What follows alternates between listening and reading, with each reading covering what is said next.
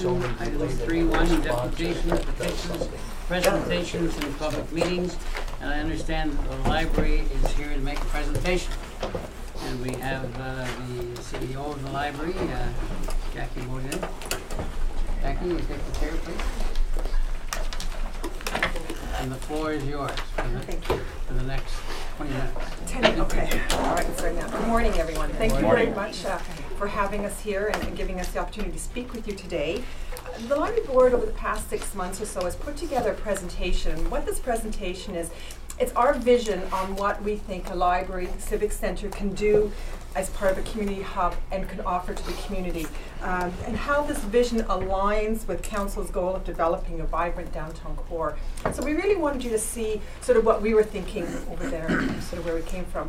I am at this point, lucky enough, I'm going to turn it over to Debbie Grant, who is our chairperson, and Pam Pell, who is our public services coordinator, and they're going to take you through. Thank you. Thanks, Debbie. And which one is Debbie? I'm Debbie. Okay, ma'am. And this is Pam. Pam. So Public Services Coordinator, and I'm Board Chair. Welcome. Thank you. Well, thank you for the opportunity today to present this. As Jackie mentioned, this is our Board's vision of what a library can be in a community, and I'll give you some background on how we came to this. The Library Board has considered the library undersized for many years, right? And so years ago, what we started to do was tour libraries. And we toured libraries with the goal of finding what were the trends in new libraries architecturally, also design, interior design, what kinds of services were they offering now, is, you know, what is it that they're offering that we don't offer, what possibilities there were for us to become more modern, we'll say. So some of those things we do incorporate. We try to, as much as we can, with limited space, to offer a variety of services that those other libraries do.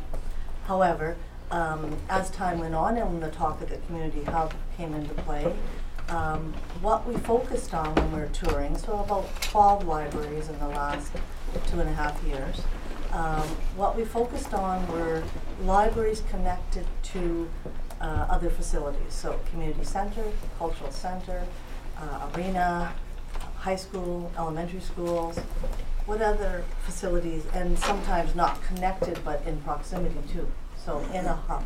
Right? And we went to many, like 12. We went to local ones. Most recently we did Collingwood. But Pam, in this presentation, you're going to see some of those glimpses of some of those libraries that we did visit. And again, it was looking at the trends, the services, but also how the partnerships work. What was good, what was not so good. And we did get a lot of information about what works and what things we might have to work on to get it to work well. So on that note, I will let Pam take a lead here, and I think you'll be interested to see what we discovered in this. Thank you so much. Thanks for inviting us here to tell you of our vision. We think that it coincides quite nicely with what the Mayor Council and the departments have planned for our community going forward. We think that we can play a big part in taking this community to a whole new level. And we're going to do that with our limitless library. Right now, we're doing the best that we can with our small little space. We're trying to get people through the doors, and we're pumping them full of information as well as educational opportunities. We've taught them how to use computers. We, of course, loan them out items. But we're obviously in a pinch due to space. And we just want you to think about what we could do if we had more space, more staff, and more resources. In essence, our library is limited. We have the possibility with a new library to really transform this town. What a new library can do for us is really drive traffic to our community hub and have a positive impact on the local economy as well. Right now, Midland Public Library, which is of course a nice size, over 28,000 square feet, they have over 120 visitors a year. Collingwood, which has approximately 30,000 feet. 120,000. 120,000 a year. Yes. Collingwood has over 320,000 visitors a year. Aurelia, who's slightly larger, about 40,000+ square feet, they have over 430,000 visitors a year. So imagine generating that traffic into our downtown core. A whole new library will also, of course, increase access to the cultural programs and lifelong learning opportunities that people have asked for in our Community Hub survey. They're looking for ways to be entertained and learn and grow. It will also provide a new place for townspeople just to come, socialize, connect, and in essence, what it will do is really improve the quality of life in Wasaga Beach.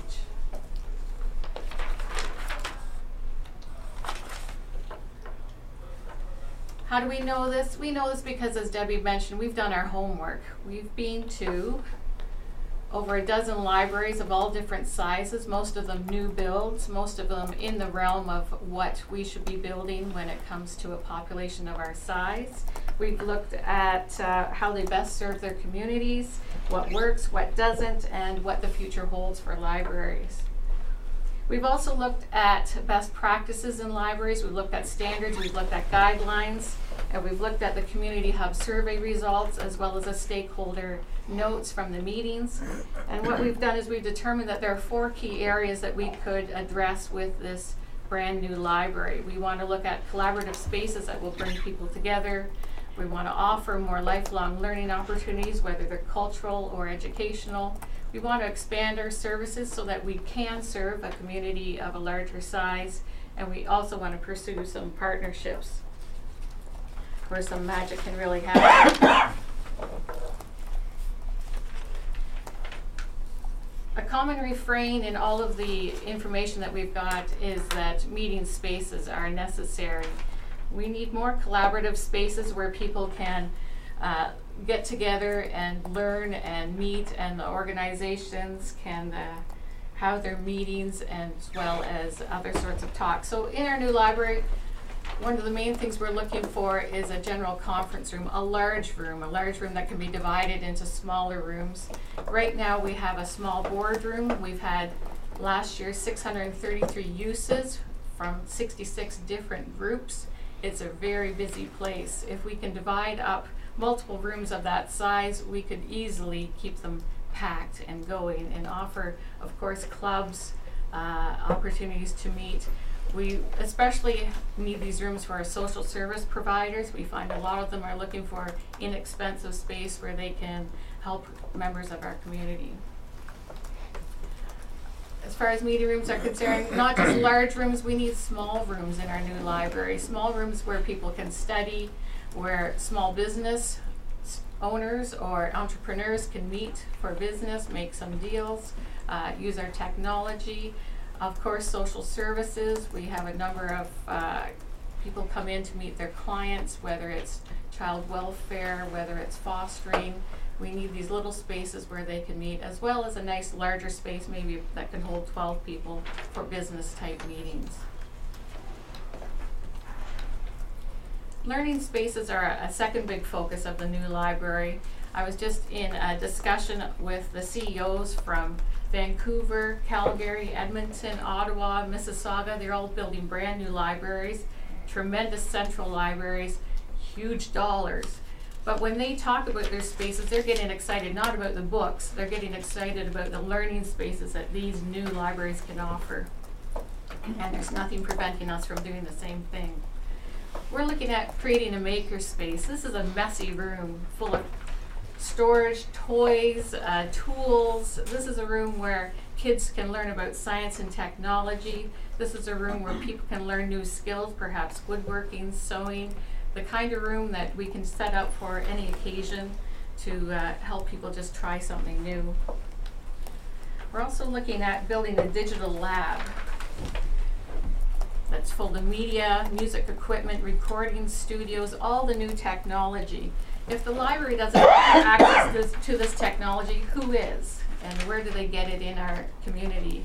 If it's available in the cities, it should be available in towns as well. We're really leaving out our residents if we're not offering them chances to improve their skills, perhaps try something that will lead to a great career. learning labs. This is a room that we like to dedicate strictly to learning. Perhaps for the next number of years it'll be filled with computers. We have a number of seniors that need assistance coming up to speed with the technology. Maybe once we're all there, then we'll progress teaching things like how to program a new app, how to build a website. Anything that's trending, we can certainly do here. If the room is no longer needed for computers, we can teach conversational Spanish or any other programs in it. It's just nice to have a strictly learning-based room. Children's activity room, very important in our new library, having a nice space right in the children's zone that's fitted with children's size equipment, children's size furnishings, a space so that moms, especially with multiple little ones, don't have to cross across a whole library to get to programs.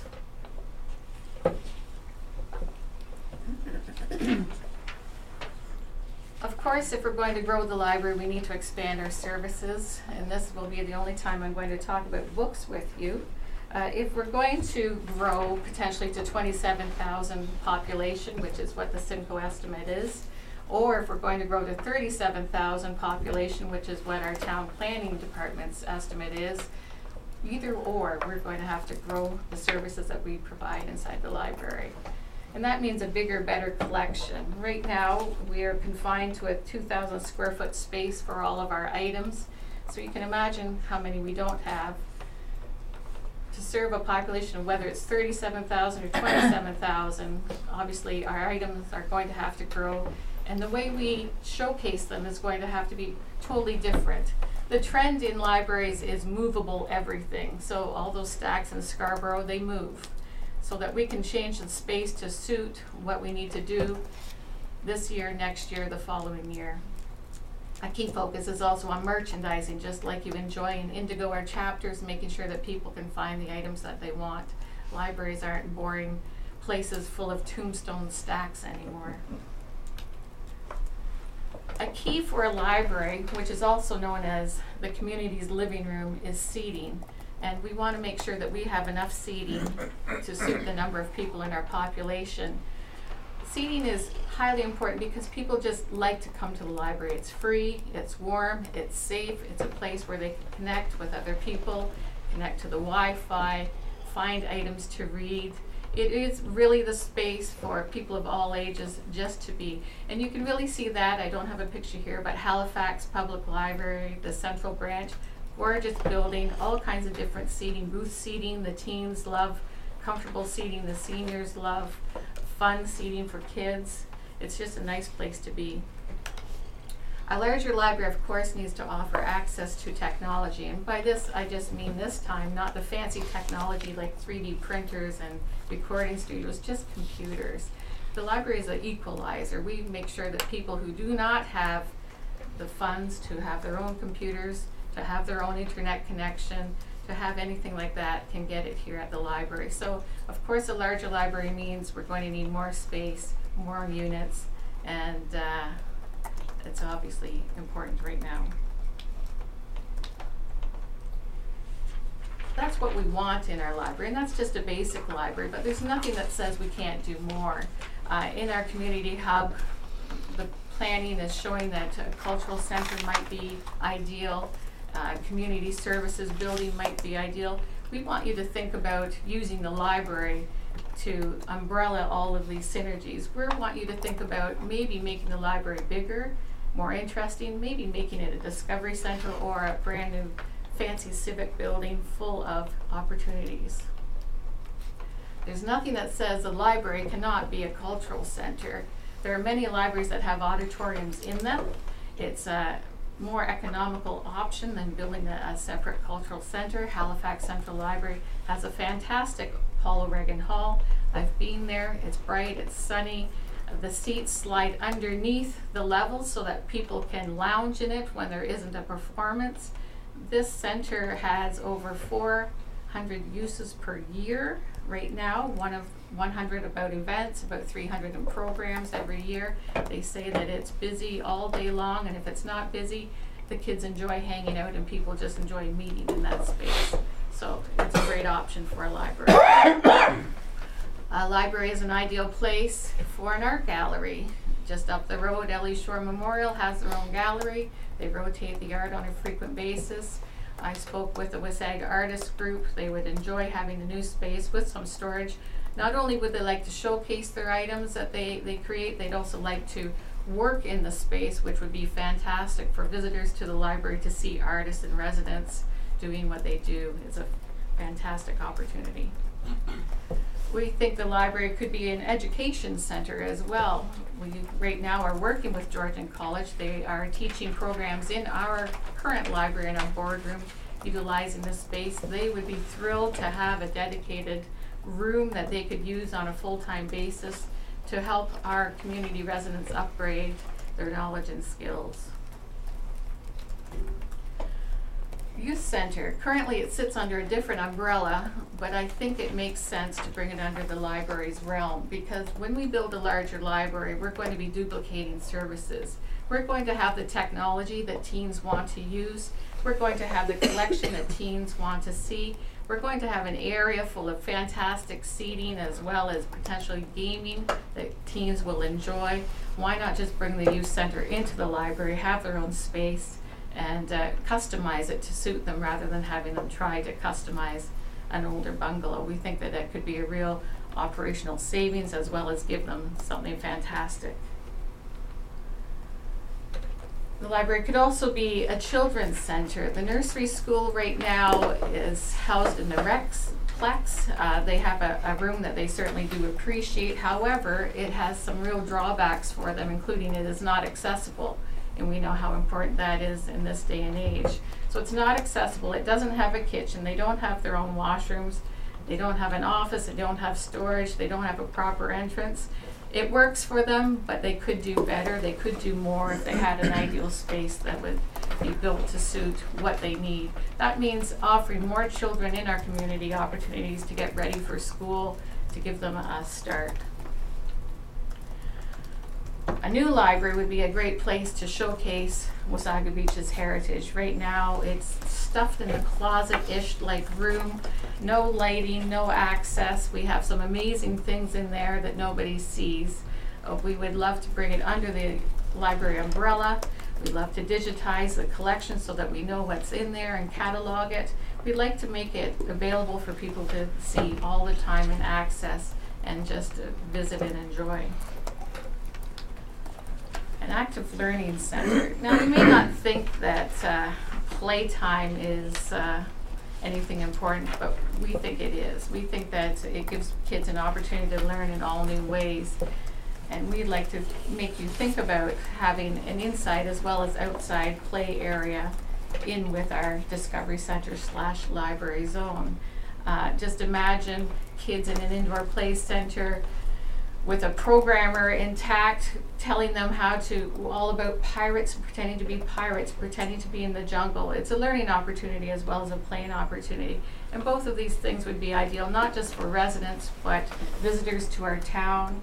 Great things to do when they come to Wasaga Beach, and especially in inclement weather.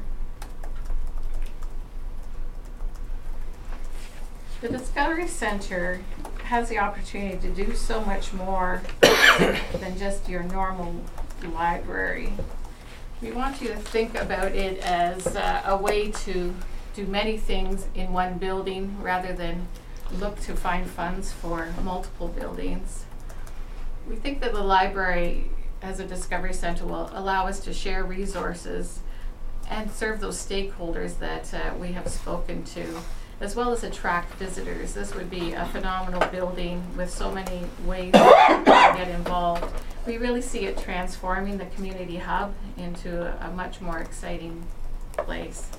But in order to do that, we do have some requirements, and the community hub serves many of them. A downtown location that's accessible by transit, by walking. Cars would be nice, but that means we need adjacent parking.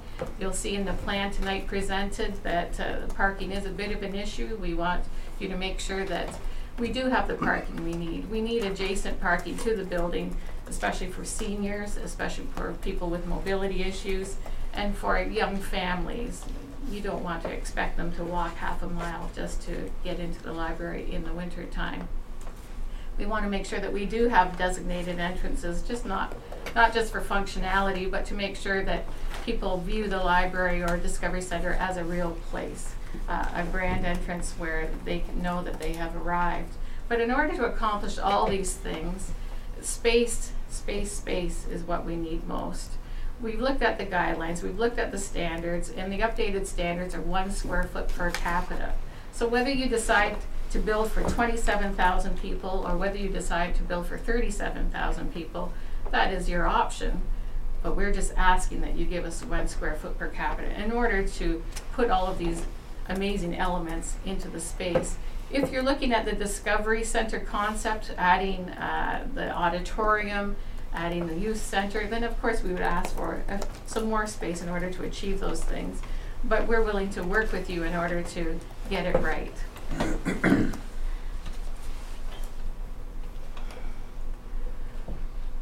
We think that we can do a lot to help the mayor, council, the town move forward with the vision that is being provided. We think that we can provide a one-of-kind space for the community and a one-of-a-kind Discovery Center that will really be new in the province of Ontario. So thank you for your time. And thank you for staying within your minutes, 20 minutes. Perfect. Any questions from the floor? Mr. Ego, you had your hand up? Yes, thank you, Mr. Chair.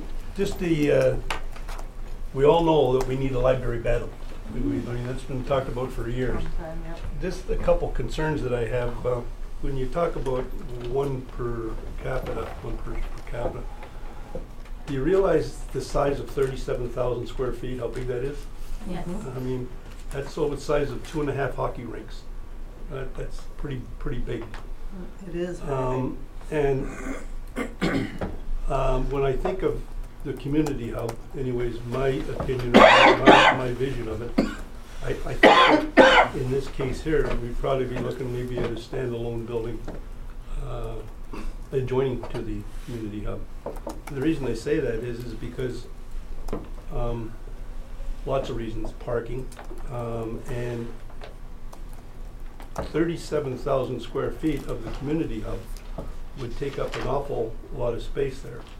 The other thing that you mentioned, which I think was really good, is the meeting rooms. The meeting rooms and cutting them into 4 and stuff like that, which I think is a great idea. That was also mentioned yesterday at our meeting about there should be 4 like that in the community hub. So I don't know if this is a doubling up or a contrast to both, but if they're beside each other, I can see that working. I don't know if it would be necessary for both places to have the rooms. That is part of the point here, is that you want to make sure that you're not duplicating services, but rather you're cooperating enough, partnering enough that arts people can use those meeting rooms and other groups, whether clubs or whatever, can use those meeting rooms. So you want it open for that. I agree with you, but I was just making a point because you know that we're talking on 2 things here, both the same, and it is something that is needed badly. And whether it's in the library or whether it's in the community hub, I think it's a great idea. I just was trying to make you aware of the fact that the community hub is looking at that part of theirs too, and I think that there'll be a lot of discussions over that over the time. We're certainly open to collaborating. I think as long as we have enough space to do exactly what we need within the library, because we can't always take our people out to another building. But as far as offering for a community use specific rooms, then we're in the discussion stage that we will gladly, not try and over duplicate rooms or that sort of thing. So if it makes more sense to understand that. Yeah. I understand that. It's just that I just wanted to mention because we had this discussion yesterday for quite a while about the same thing, and now it's brought up again today. So I just making sure that everybody's on the same path. And you're looking at that. Thank you very much, Mr. Chair. Mr. Blanchet, you had a question? Sorry. Well, I have comments and questions. First of all, I congratulate you on the work you've done, and I've attended many of your meetings, and I think it's a model how you do your homework, because it's a great presentation. One of the things, obviously, we're going to have to look at costs. I would agree that everything you presented is something that would be fantastic to offer our citizens. And I think once we decide what resides in the community hub, the other thing we got to look at is, you know, the cost and the payroll and the most efficient use of that payroll and that'll help us determine where things go.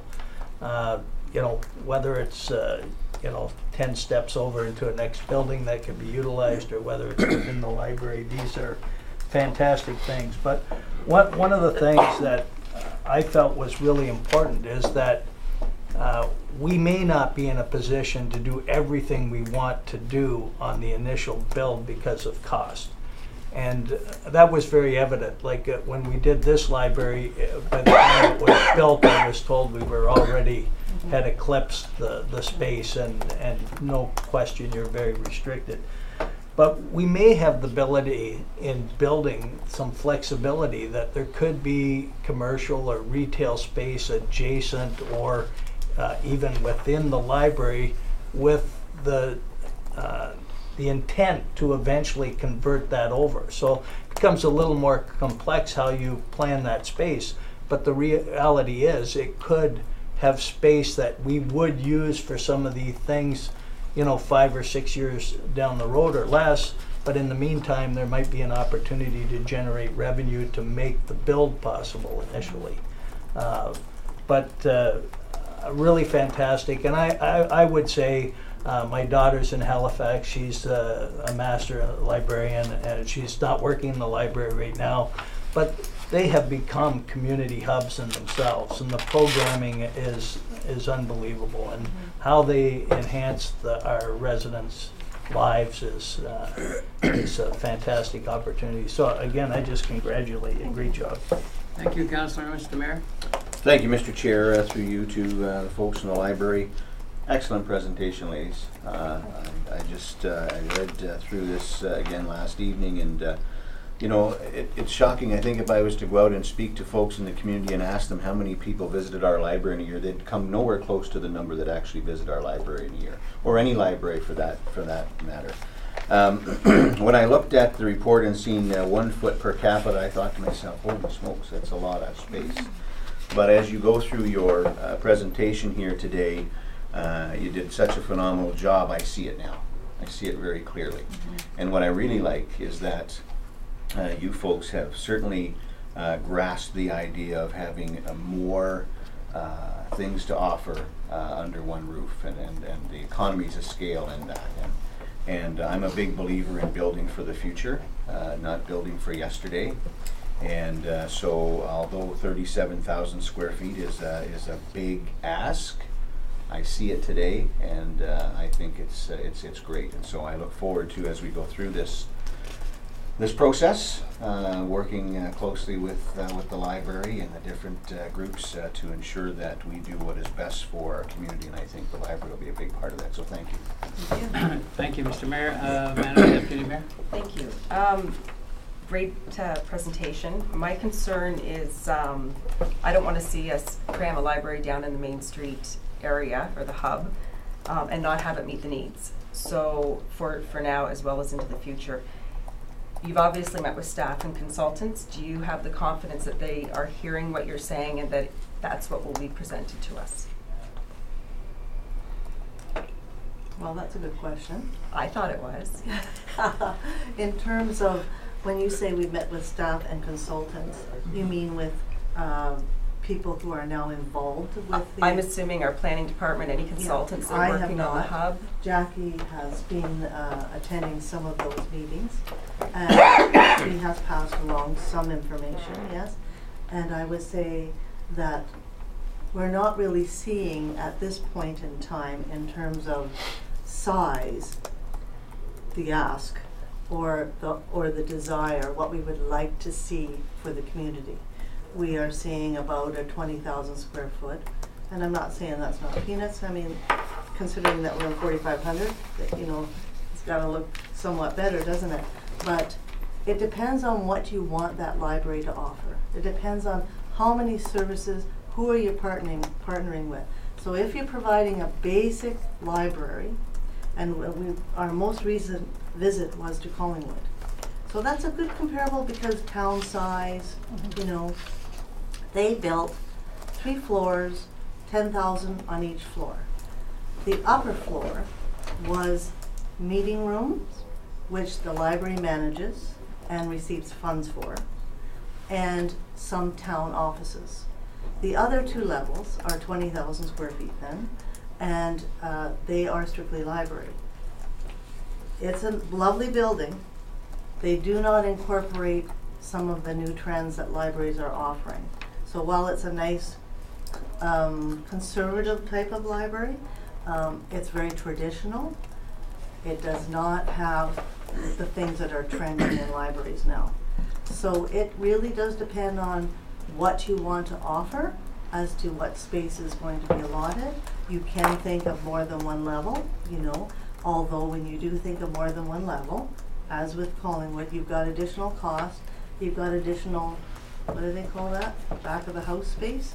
That's, you know, waste space because of foyer, because of stairs, because of elevator.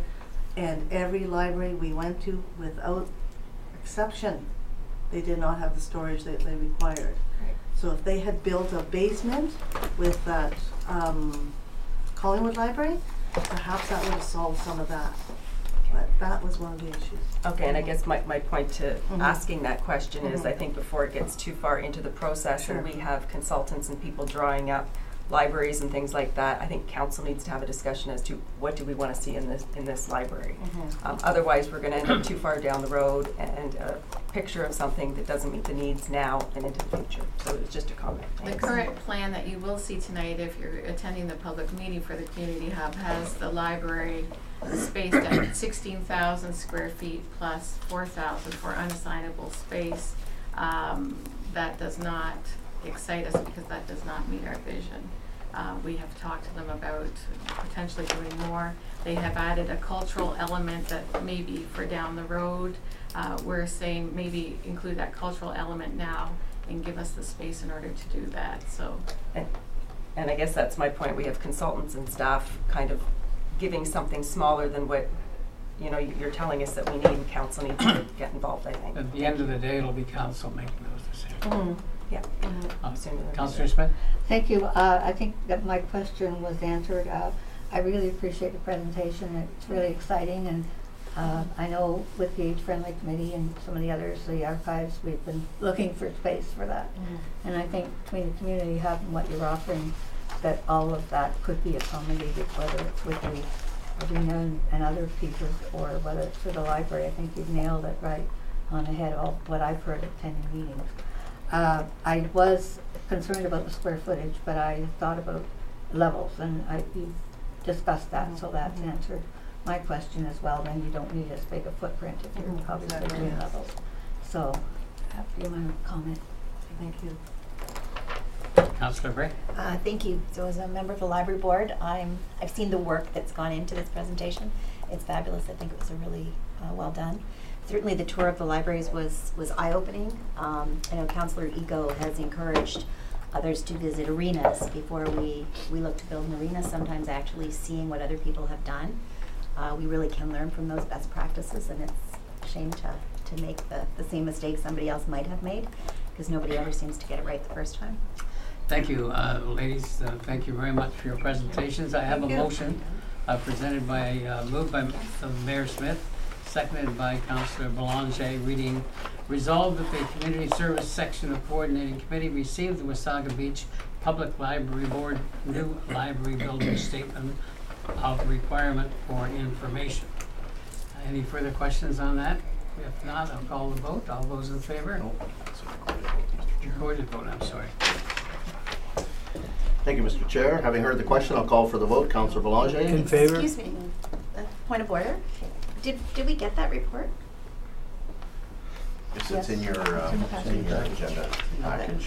It's in the package. Okay. The first report under Community Services section. Okay. Sorry. So having heard the question, I'll call for the vote. Councillor Belanger? In favor? Deputy Mayor Mike Fulton? In favor? Councillor Bray? In favor? Councillor Eagle? In favor. Councillor Smith? In favor. Mayor Smith? In favor? Chair Stockwell? In favor. Thank you. The motion carries on a vote of 7 in favor, 0 opposed. Thank you, and thank you again. Thank you. Item 3.2, unfinished business, signed bylaw review, December 2017 update with the draft bylaw in March of 2018. That's in, it's coming. Stay tuned. Item 3.3, other agency reports, fire department monthly report. We have the chief with us. Chief, the floor is yours. Thank you. Good morning, Mr. Chair, members, committee. Morning. So we had a very busy January with 148 calls for service. That's actually about 50% higher than we would normally see in January. These are numbers that we see in June, July, and August. So for some reason it was an extra busy January. As you can see in the spreadsheet, still a lot of medicals accounting for those calls.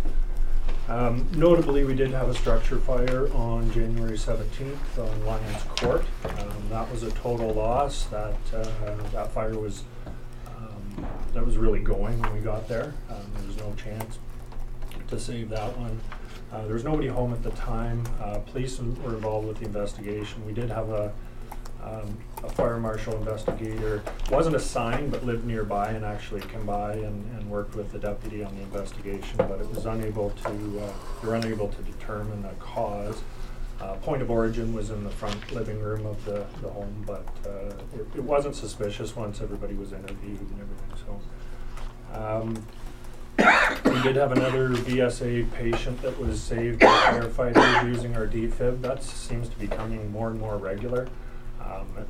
As you know, we're getting a lot of medical calls, and a number of those are patients without vital signs, and it's not common to save somebody. I mean, the percentage is low, but we're doing well because we're getting a lot of saves now. We're getting there early and getting the defib on and saving these people. So. It was interesting, we had some formal elevator rescue training in November, which we hadn't had up to this point. We really, and I can only think of one rescue that we had at the arena like a lot of years ago. I was still a firefighter on the floor, but we just finished the rescue training in November, and then in the month of January, had a resident stuck in the treetop condominium elevators, and were able to make a successful rescue without damaging any of the equipment. So it was kind of timely that we had just had that training. This week, Monday, Tuesday, and then today and tomorrow, the paramedics are working with our crews at the station. They have a unit in there, and we're doing some more advanced training with the paramedics, so that's exciting. As you have heard over the last month and a bit, we've had a number of people walking out on the ice, and we've been doing our best to promote safety with respect to that. There's been radio interviews, there's been TV interviews, there's been media releases. We've done everything we can. 2 nights ago, Tuesday night, got a call again.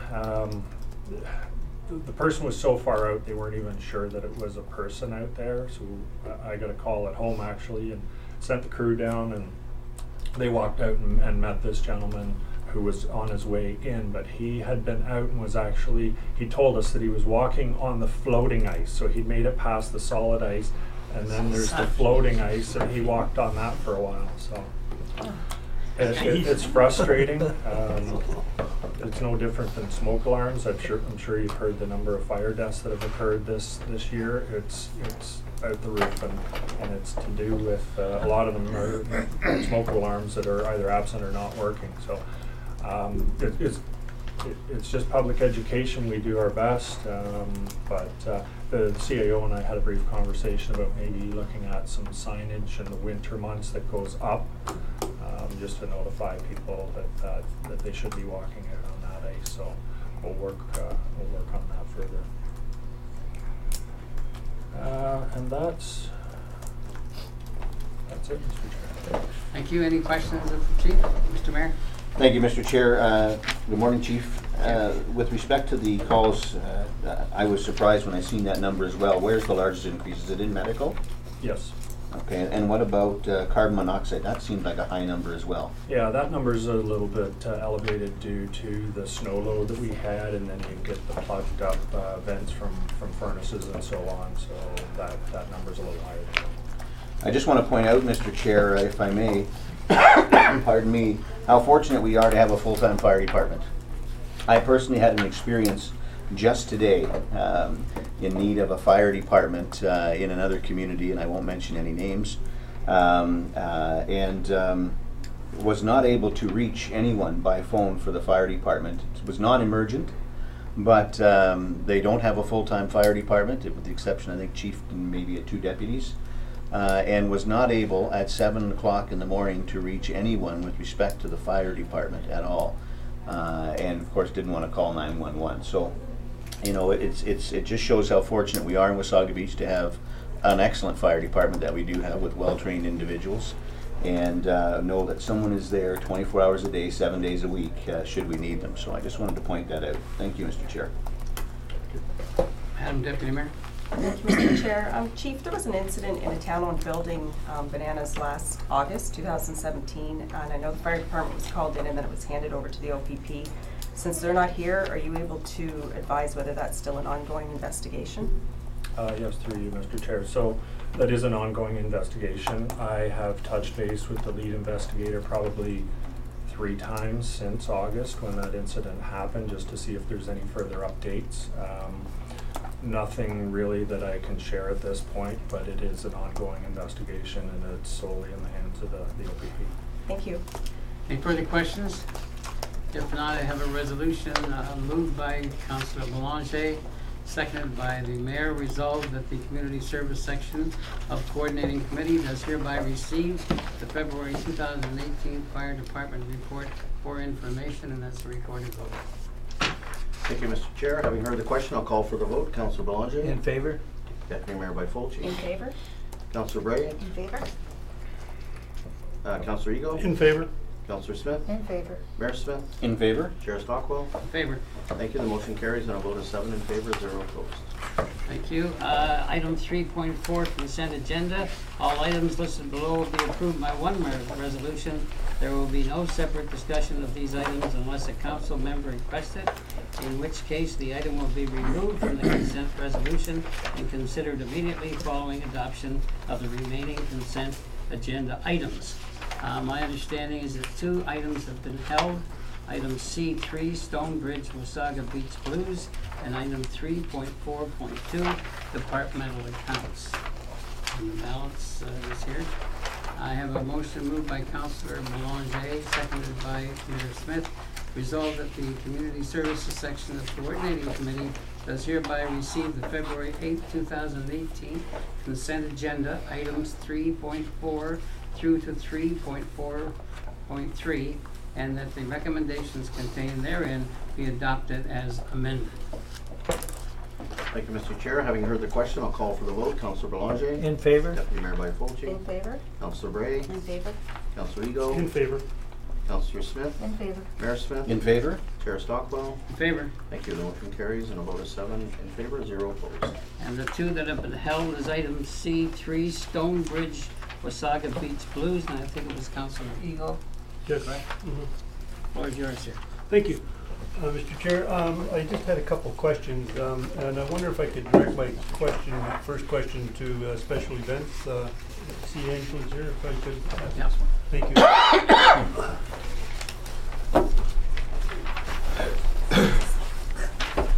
Last year, when we, I think it was the rodeo, it might have been one of the other ones anyways, the motorcycle, rally. We give, they asked for $10,000 and they were to give $7,000 back to the town, I believe, or whatever amount of donation. Was that ever received? Not to date. Not to date? They are tracking down some of their sponsorships, so that is what they've told me, is that they will get it to us as soon as they get those sponsorships. Do we have any idea at this time how much that is? 7,000. Okay. What I wanted to ask was, in here, the Blues is asking for $20,000 for sponsorship and in kind. and that they will make a donation to a charity. I feel that the money that is going to the charity should come back to the town to offset the $20,000 that we are giving to the Blues. Same as what happened with the motorcycle. We set a precedent there by not giving town money out as a donation, and I think this should be the same with this year, Mr. Chair. Thank you. Thank you. I'm glad Councillor Eager brought that up because I was thinking the same thing. I think to give money to an organization, just to have them give a donation just doesn't make sense. Just for the information of council, the Beach Board has adopted that policy and have been advised to the event coordinators this year that rather than they should be asking monies and then giving away monies to the general public, it should be the other way around. So that's set in the beach, and if this is adopted, then it was set a program here. Yes, thank you, Chair. I have a little different view on that, in that, and I agree that maybe we need to look at setting a limit. When we do events, it resonates very well with our community.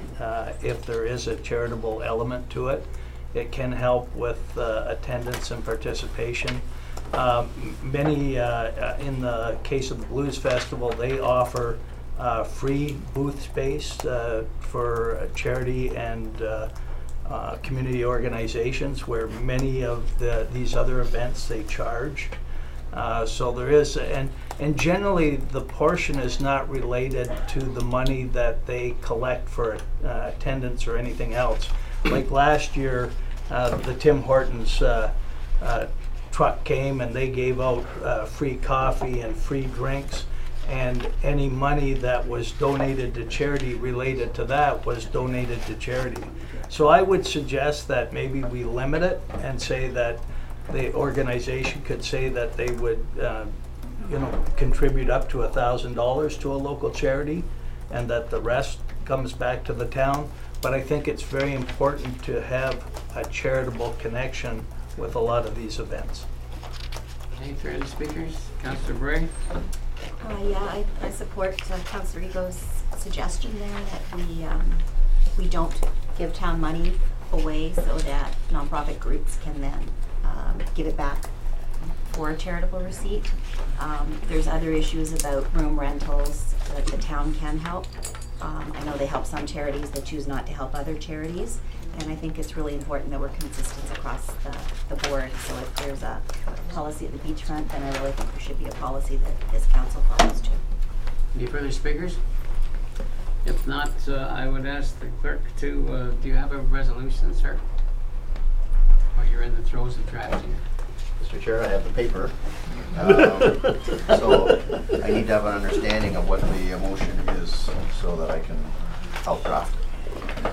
Councillor Ego, could you help us? Yeah, the motion is that I think in the case of where the town is putting out money for events, that the organization, if they're going to be given money back, charitable donations, that money should come back to the amount at least of the amount stipulated by the town, instead of going to a charitable donation. Can I word it any differently? I don't know. No, I think Shall I cover it? I've captured what you want. I just have to put it in words and a motion. So it would be a motion to amend, and it would be a motion to amend that any net proceeds from the event be returned To the town. to the town. That's No, not any amount that was going to be donated.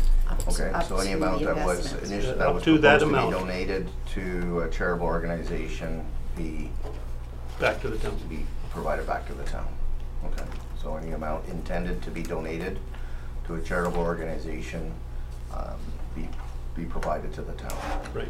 Is that your resolution, sir? Yes. Do we have a seconder? Seconder? Mr. Chair, if I may, I have no problem seconding the resolution, but not as it is now. My understanding and the way the beachfront board has, I believe, worded this, and I could be wrong, is that if someone comes and says we want a $10,000 donation and we're going to donate $5,000 back to charity at the end, then why are we giving them $10,000? Why don't we just give them $5,000? And if they want to do something for charity after that, that's right. Because they're really not giving anything to the charity. The town is. Because we're giving them $10,000 and they're giving $5,000 back. So if there's an organization that wants to give to charity, great, then give to charity out of the proceeds you earn. But I don't think it's right that the taxpayer should be paying for a charitable donation for an individual or a group for profit to make a donation to make themselves look better.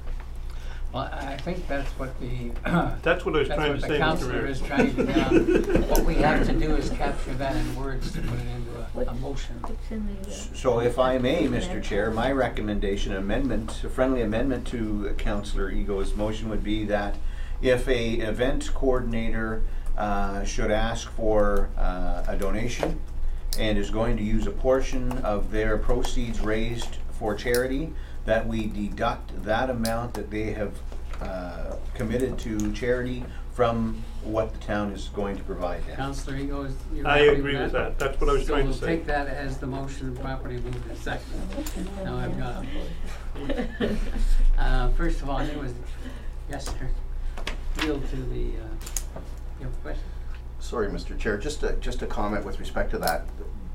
And the events people are here and they can speak to this as well, but my understanding of a lot of occasions where the town sponsorship is provided, it's really money up front that organizations need in order to get the event off the ground and pay some of the bills and deposits and whatnot. So as the revenues start coming in during the event, at the end of the day, and that's why I use the term net, they may end up making some money with respect to the particular event. And it's that money that quite often, whether it's a sponsorship donation or whatever, that gets donated to wherever. So I was trying, when I was drafting, and I was trying to keep that in mind in terms of how that money is used up front, because it's important that they get that money up front so they can do those kind of things, and then there might be money left over. So hopefully that helps a bit. Then, Mr. Chair, call it seed money. But for the organizer to say we need $10,000 and we're going to give $5,000 back to charity, that's not the case. They're not giving anything to charity. The town is. So if the town wishes to make a charitable donation, that's entirely up to council or the Beachfront Management Board, so be it. I understand why they need the money. I understand they need that to get things going. Then call it seed money, call it whatever you want. But seed money is usually where we give them money and they give it back. Well, that's exactly what's happening anyway. If I may, Mr. Chair, and again, the special event people are here, but, if the town is going to be a sponsor, then there's two components. There's a sponsorship component and then there's a seed component. And as I understand from the report, for that sponsorship, the town is recognized as a sponsor. It gets certain benefits as a sponsor. But some of that money is also used as the seed money component. So I just want to make that distinction as well. Mr. Chair, if I may, because I want to be, we don't have to, we really don't have to complicate this. If someone wants $10,000 in sponsorship money, great. And if council decides or the Beachfront Management decides, here you go, it's done. We've given the money, it's done. But if they're saying that we're going to now, when the event is over, give money to charity, then if that's $5,000, then I think what we should say, no, don't give it to charity. And not that we're against charity, but this is taxpayers' dollars. So if that $5,000 you're going to give to charity, no, then we're going to give you a $5,000 grant and $5,000 in seed money, and you give the money back to the taxpayer. That's my point. So all we have to do is to get it on paper. Yeah. And that's the problem the clerk has, correct? Are you clear now? Can you draft it while I take the rest of the questions? Okay, so I have the deputy mayor, and then I have Mr. Belanger, and then I have Ray and Councillor Smith. Okay, thank you. Normally seed money is for a new event to get it up and off the ground. This has been an event that has been going on for years and years, and every year we have the discussion of they should be able to raise their own funds to keep it going. We're at 20,000 still again this year, so I don't know that we can say at the end of it all, if you have some leftover money, give it back. Myself, I think you need to just take the $20,000 sponsorship and make it less. how do we gauge do we ask for all of their receipts? Do we ask for all of that to be provided? How do we know what was actually left over? And that's my issue with saying, hey, hopefully you have something and we're gonna just trust that you're gonna give us something back. There's no way to monitor that. So that's my concern. Mr. Councillor Boulanger. Yeah, first a point of clarification. So if an event has a particular sponsor that is going to, like Tim Hortons, that's going to do something and raise money for charity. So it's not money being contributed, it's just happening at the event that we can promote to engage our community. I'm assuming that doesn't fall under what we're talking about. Just another point that people may not be aware of is when you're a nonprofit organization with totally volunteers that work with a $180,000 budget, these folks are on the hook for the finances of this thing. So it's a tremendous amount of work. But federal and provincial grants, which are critical to putting on these events, if you do not have municipal participation in the funding, you are not eligible for the grant, period. So I would suggest to you that if a decision was made that you would not, as a municipality, support this event, it would end. It would be over. That's the reality. Councillor Eagle? Councillor Bray. Thank you. Go back 3 steps. I think I think we need events. I think when groups step forward to do events, whether they're service clubs or private clubs, they do need to be considered. Obviously, it's been considered. Special events has recommended the 20,000. Every time that these things come forward, though, we're also, as a town, we're donating a stage, we're donating the labor, we may or may not be donating the fence. I think we need to look at the total investment from the town, because yes, we are, in this case, writing a check for $20,000 and hopefully getting a little bit back, but we're also giving a whole lot more. So there is a lot of town support for these events, and I think that needs to be recognized, because there's a lot of events that don't get sponsorship of any kind. So when an event gets 20, 25, 30,000 because of all the in-kind, I do think it needs to be on the report that comes forward. Councillor Smith. Thank you. I was just wondering what the resolution was from the meeting yesterday, if it was yesterday, regarding the beachfront events. If that's already, was that a resolution that was put forward regarding giving money to charity? No, that was the resolution that the board adopted. Help me here, George, a month ago, 2 months ago? To me, the wording might be there already. No, it was, the board adopted that resolution in the fall. Okay, so that may be the wording. So it's in place. Yes, but. And I think the promoters clearly understand that it's in place. Right, but what I'm suggesting is you're looking for words for the motion, that the words that you used for the beachfront decision, shouldn't be that difficult. Just use those words, only put events and not beachfront. So there's some motion somewhere out there that's already been discussed. Well, if there is, it was drafted by. Oh, okay. And the other comment that I have is regarding the funds that are made available for this and other events, is that we're buying a sponsorship as well.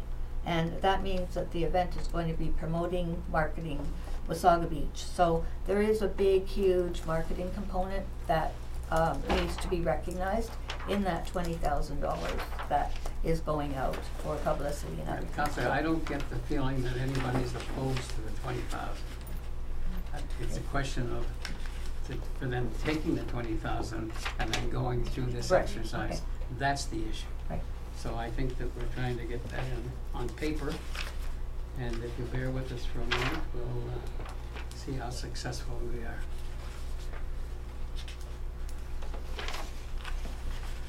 Mr. Chair, the motion that I've drafted to try to capture the discussion and the mover and seconder is to amend the 3rd paragraph of the motion where it says, and further that a $20,000 sponsorship be provided. So that paragraph, with the addition of the following at the end, and that any funds proposed to be donated to a charitable organization be given back to the town.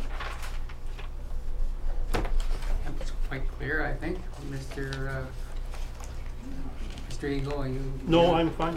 And Mr. Mayor, are you happy I'm with that? fine with that, yes, thank you. Okay, so now we have Councillor Boulanger and then. I was just gonna suggest that we put in there that donated by the event organization, be put in there. That clarifies my earlier point. By the event organizers? Right. Deputy Mayor? So I guess my only comment on that is I'm assuming at the end of it we'll hear that they had nothing to donate to any organization. Because again, we don't ask for receipts, we don't do a full audit of their books. So we're saying take the 20, if you got leftover, you've got leftover, because I doubt that they would come back now and say, oh, we were gonna give this much to an organization. Why would they? Because now we've just said keep it all. So.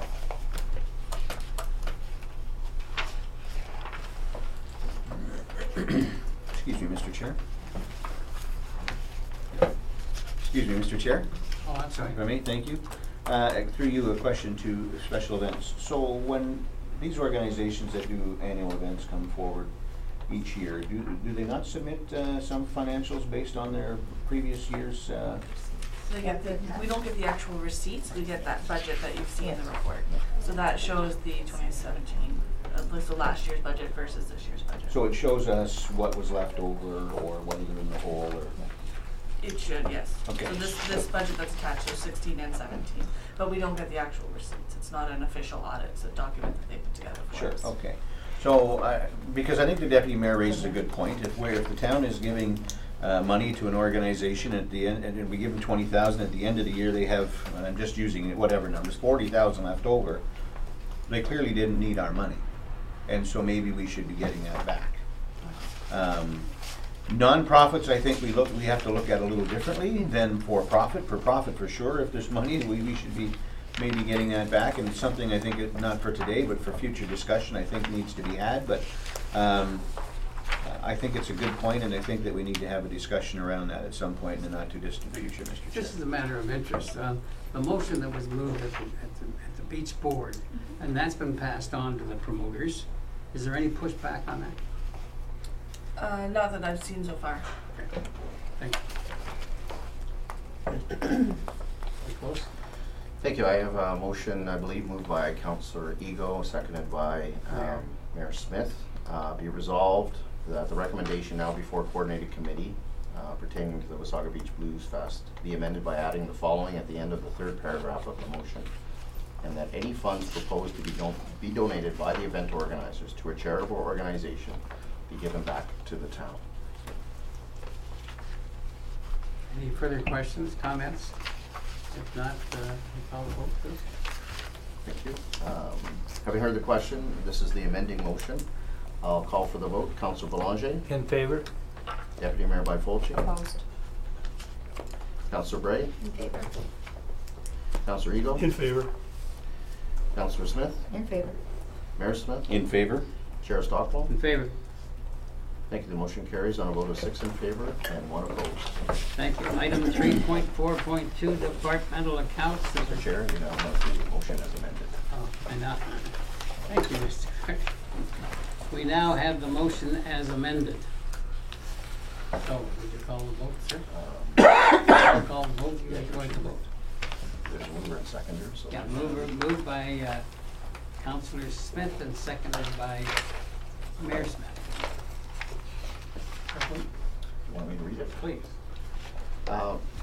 Resolved that the Community Services Section of Coordinating Committee does hereby recommend to Council that approve the hosting of the 8th Annual Stonebridge Wasaga Beach Blues Festival at Stonebridge Town Center's Music Pavilion, September 15th and 16th, 2018. Excuse me. And further, that Stonebridge Boulevard be closed from the Dollar Tree entrance to the Walmart entrance from Friday, September 14th, 2018 at 8:30 a.m. until Monday, September 17th, 2018 at 9 a.m. And further, that a $20,000 sponsorship be provided to Stonebridge Wasaga Beach Blues Committee to assist offsetting associated festival cost.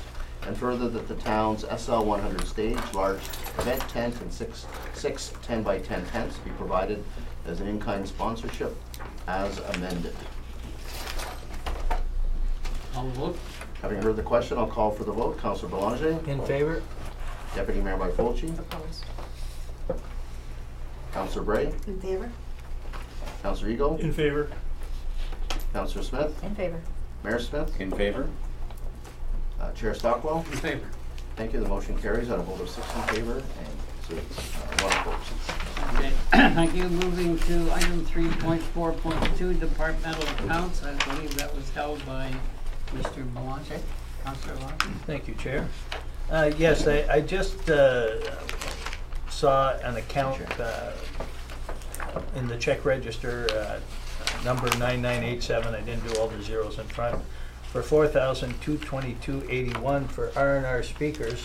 And if this was to enhance the audio in the Recplex main room, I wanted that to be a kind of a public announcement, because that would be fantastic. But I'm not sure if that's what it actually was. I know we've been talking about upgrading the sound system in there, so. Correct, yeah. Well, there had been an original system built into the ceiling, and this pertains specifically to the YMCA side of the hall. We have heard some crackling in public meetings, and that's when all the speakers are working, but I guess over the past 13 years the system has aged, and we partnered with the Y to upgrade the system and make it much more functional. It was originally built as a PA system for the greater Recplex, but then has been used by the Y. And we got the work done in time for January rush, and they have a special new fitness class that had outgrown the upstairs studio. So yes, it has been upgraded. Yes, it will complement the complete room as well. Perfect, thank you. Councillor Bray. Question through you to Chris. Did I read that you have upgraded the microphone system at the arena too? There is a current discussion about the arena system. Probus has had some concerns. It's ongoing. Town has not, town staff have not made a decision yet to upgrade, but there are questions about feedback, and we're trying to evaluate whether the purchase would be viable. Thank you. No further questions. I have a motion moved by Mayor Smith, seconded by Councillor Belanger. Resolved that the departmental accounts for the month of January 2018, as reviewed by the Community Service Section of Coordinating Committee, are hereby confirmed. Thank you, Mr. Chair. Having heard the question, I'll call for the vote. Councillor Belanger. In favor? In favor? Councillor Bray. In favor? Councillor Eagle. In favor? Councillor Smith. In favor. Mayor Smith. In favor? Chair Stockwell. In favor. Thank you. The motion carries on a vote of 7 in favor and 0 opposed. And that is the agenda, and we have, what, a 10-minute recess? Sure. 10-minute, call it 10-minute recess. Thank you.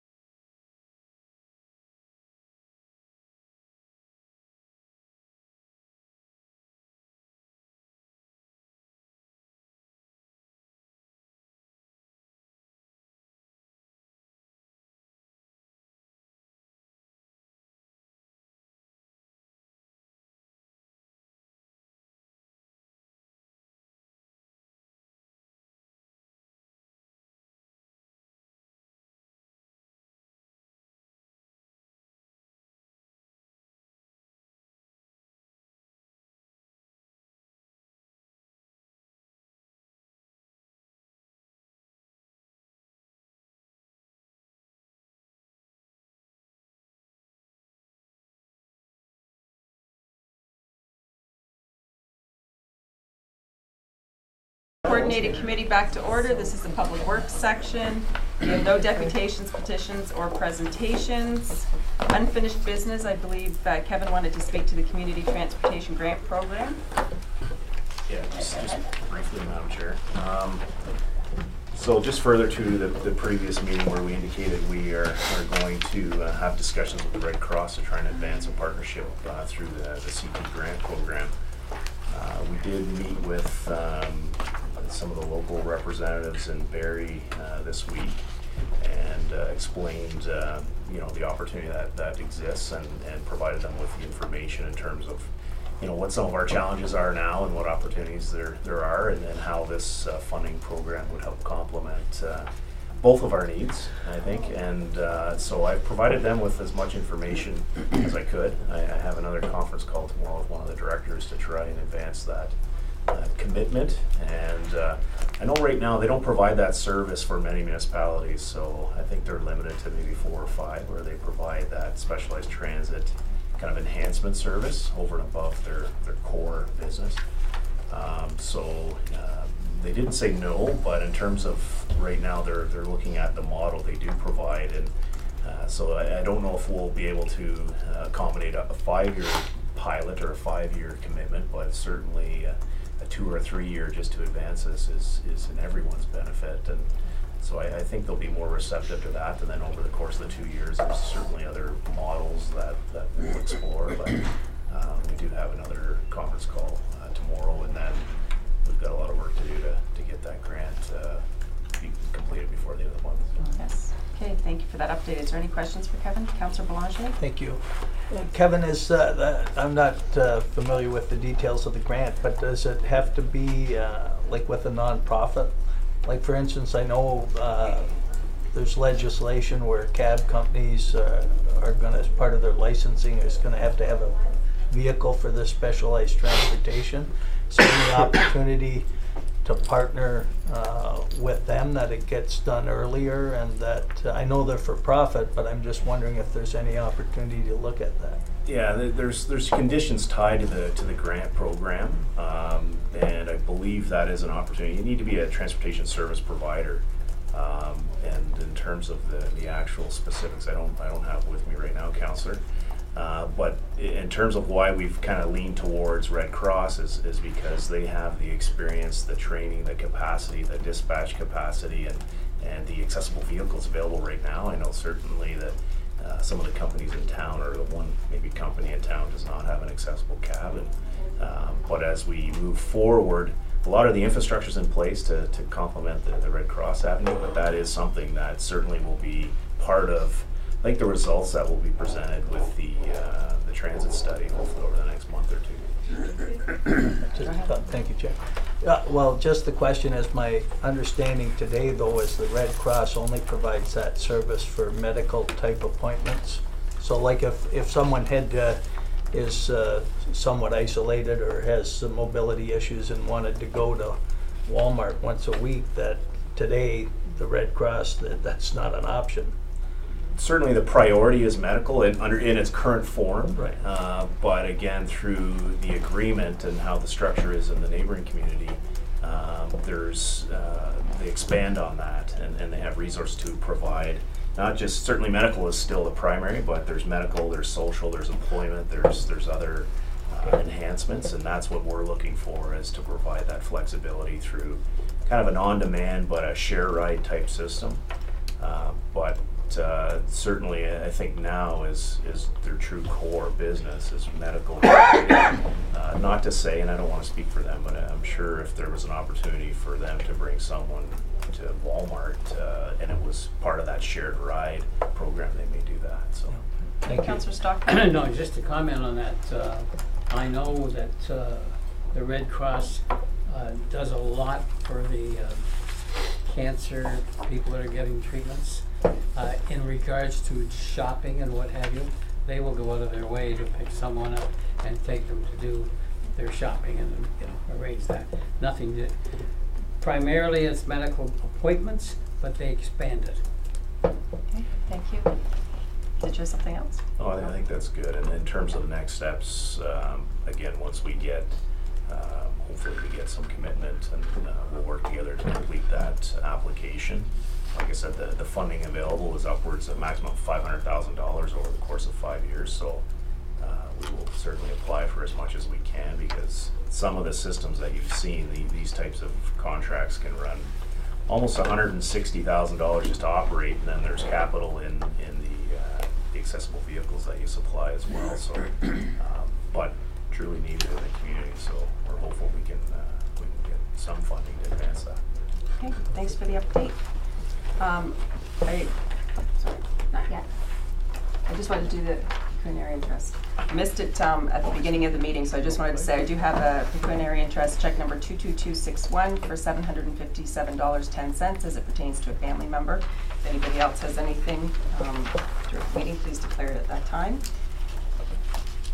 Consent agenda is moved by Councillor Bray, seconded by Councillor Belanger. Be it resolved that the Public Works Section of Coordinating Committee hereby receives the February 8, 2018 consent agenda items 4.4.1 through to 4.4.3, and that all the recommendations contained therein be adopted as amended. And I believe it's just 4.4.1 that's been pulled. Is there anything else anybody want to pull? Was 4.4.1 transit study? Engineer report on capital works. I believe you pulled it. That's your name's on the list here. Yeah, there is a transit study. Oh, okay, it's in there. Okay, perfect, thanks. Having heard the question, I'll call for the vote. Councillor Belanger? In favor? Councillor Bray? In favor? Councillor Ego? In favor? Councillor Smith? In favor. Mayor Smith? In favor. Councillor Stockwell? In favor. Chair by Polchi? In favor? Thank you. The motion carries. I'll vote of 7 in favor and 0 opposed. And so we'll go to the engineer's report on capital works project status report. You pulled that, Councillor Belanger? Yes, thank you, Chair. Yeah, I just wanted to bring to people's attention something that came to my attention, and I know the transit study's a little ways down the road, and I did have a conversation with Kevin, but Peace Naturals, which is actually in Clearview Township or municipality, they are currently hiring 400 workers. They've had a job fair, and I think they have successfully hired over 250 already. And obviously that could potentially be a significant opportunity for many of our residents. So, and has been, because just on a more funny note, I was talking to Ken Voss, owner of Canadian Tire, and he lost a couple employees to Peace Naturals. And when he asked them why, they said the grass was greener. But anyhow, but I think I think we should look at how we could work potentially with a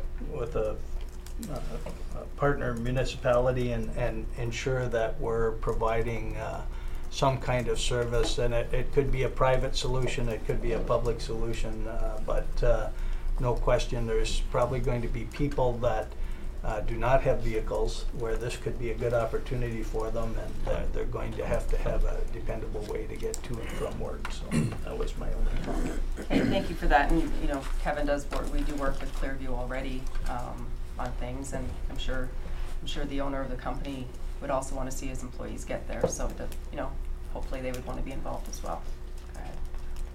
Yeah, and just on that, we haven't been approached in terms of that need just yet, but I am attending the regional affordable transportation workshop in Collingwood on Friday, where you know, public transportation service providers, private service providers, social service providers, as well as the top 10 regional employers are having a workshop and almost a think tank in terms of how to address these challenges in terms of affordable transportation for these employers. And whether Peace Naturals will be there or not, I don't know, but it's a challenge for all communities. And although that location is a challenge to service reasonably, because you know you're literally coming across the 12th, or you got Klondike, but there's an opportunity if we had a rotation to address kind of the Park Bridge and the hometowns in that community.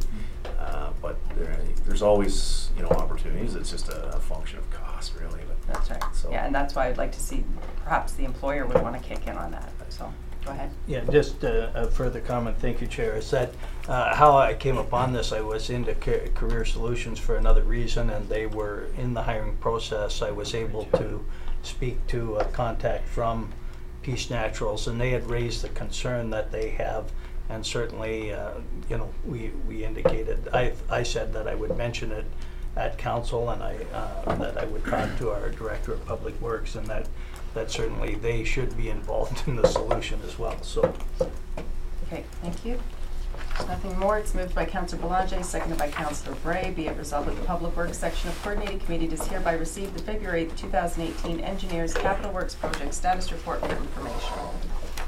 Thank you, Madam Chair. Having heard the question, I'll call for the vote. Councillor Boulanger? in favor? Councillor Bray? In favor? Councillor Ego? In favor. Councillor Smith? In favor.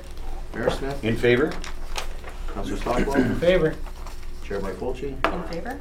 Thank you. The motion carries on a vote of 7 in favor and 0 opposed. Okay, with that, we will recess for 5 minutes until the next recording secretary comes in. Thank you.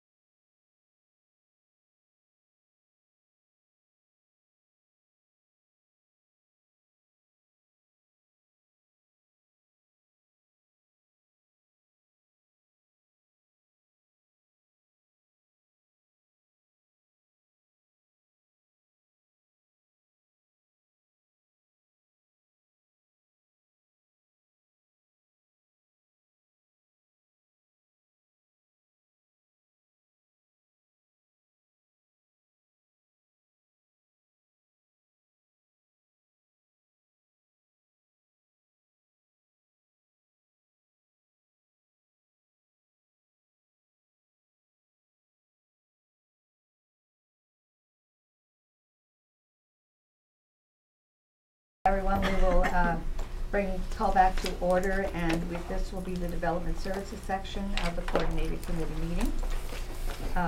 Deputations, petitions, presentations, and public meetings, we have none. Unfinished business, so this is there. Other agency report. Consent agenda.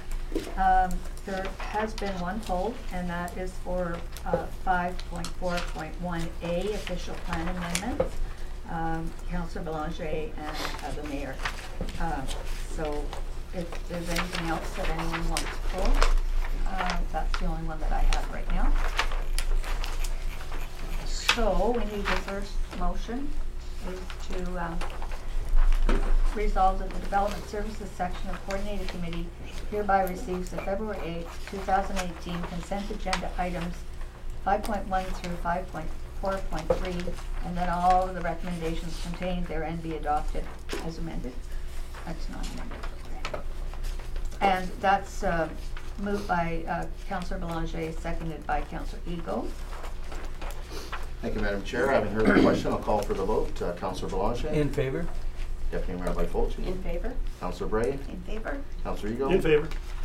Mayor Smith. In favor? Councillor Stockwell. In favor. Chair Smith. In favor. Thank you. The motion carries on a vote of 7 in favor and 0 opposed. Thank you.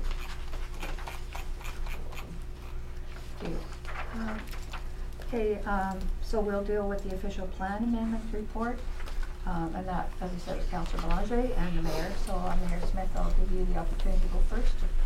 Thank you, Madam Chair, through you to staff. And more just for the public's information. First of all, excellent report, very, very detailed. I actually enjoyed reading it. So it was an excellent report, and thank staff for their efforts in getting that completed. But for the purpose of the public, we talk about the population and the places to grow, and 2027 and the numbers that we need to be at by that time. And there's no doubt that we're going to probably outpace that. And I was talking to a gentleman just about 2 weeks ago whose question was basically, are there any concerns with us outpacing the growth plan and those numbers? And I don't believe there are, but I wanted to ask staff to elaborate on that for the public. So there's two ways to look at that. The first way is under the growth plan. It directs that the town of Wasaga Beach should grow to pretty much a maximum population of 27,500 people by the year 2031. And we are fairly confident that we will outpace that number. So by the year 2031, we will have a population greater than 27,500. So at that first level, we brought that concern to the county and to the province when we met with them before Christmas. And the answer we received was that the town is doing everything that the growth plan and the province calls for in terms of intensification. So they're satisfied that we're hitting on all cylinders that the province is looking for, notwithstanding that we will likely exceed that population. So our approach of intensification within the nodes, our approach of finding new housing forms, our approach of protecting our employment lands and creating new employment lands is all what the province is looking for. The second level is the question from the citizen itself: what does that really mean to the town and to the quality of life here? And at the end of the day, the intent is that it will improve quality of life. More citizens basically equates to a higher urbanized level of service, which is basically what we're striving for in terms of building an urban town and moving away from a rural town. So it helps in that we'll be able to provide better bus service. We'll have a varied housing type, so there'll be more apartments and more choice in how you and what you have to live in. So the whole structure, which is defined by complete community, is what we're striving to, and that includes acquiring a high school for the town. And so in terms of the question of where's the town headed, it's definitely headed towards a more livable entity for our citizens. I'd just like to build on what Doug said a little bit too, and that is that the numbers that are in the growth plan are just targets. They're not caps by any stretch of the imagination. So as Doug said, the growth plan says if you are growing in accordance with growth plan principles, then you can exceed that, and that's not an issue. And so we've had conversations with the county of Simcoe as well, and the fact that our growth is on track to meet and exceed growth plan targets, as well as the policies in the county official plan that implement those targets. We're in good shape, and we are essentially wholly a settlement area, so we're well positioned to accommodate the growth that the growth plan intends for settlement areas. I do also have a 4-page executive summary that I'd like to pass out of that document, if you don't mind right now. I'll pass those around to council. This will be used, it's a more user-friendly piece that will be used also to consult with the public as we move forward.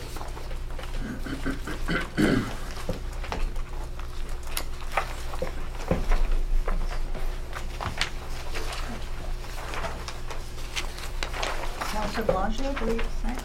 Thank you, Chair. Yeah, through the report, and I want to start by saying I know we have a little bit of third-party assistance with that, but I know the work that went into it, and I thought it was an amazing report, and thank you for the work you're doing on that. There's a few things that were highlighted in the report which are very public, and not everyone would sit down and read the full report, but hopefully some of this is included in the executive summary. But it states a comparison between Wasaga Beach and the Simcoe sub area. Now, it didn't give the detail of the Simcoe sub area, but it indicated the target of 27,500 and employment of 3,500, and I know that's updated later in the report, and I'll speak to that, but that's a 12.73%, okay, of our population to employment. In the Simcoe sub area, 667,000 with an employment of 254,000, or 38.08%. So it talks to the huge disparity that we have, and we see that in our tax base being 91% reliant on residential property tax, and we know we need to change that. That we represent 4.12% of the population of that sub area, our target, and only 1.38% of the employment. So right now, even the target is of grave concern to me. So it clearly highlights the need for revitalization, tourism, increased commercial.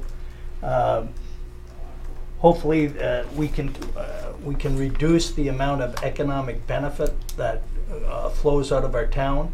And I know we often talk about being over-retailed at the big box level, but the reality is there's tremendous opportunity on all kinds of products and services that do not exist in our town today.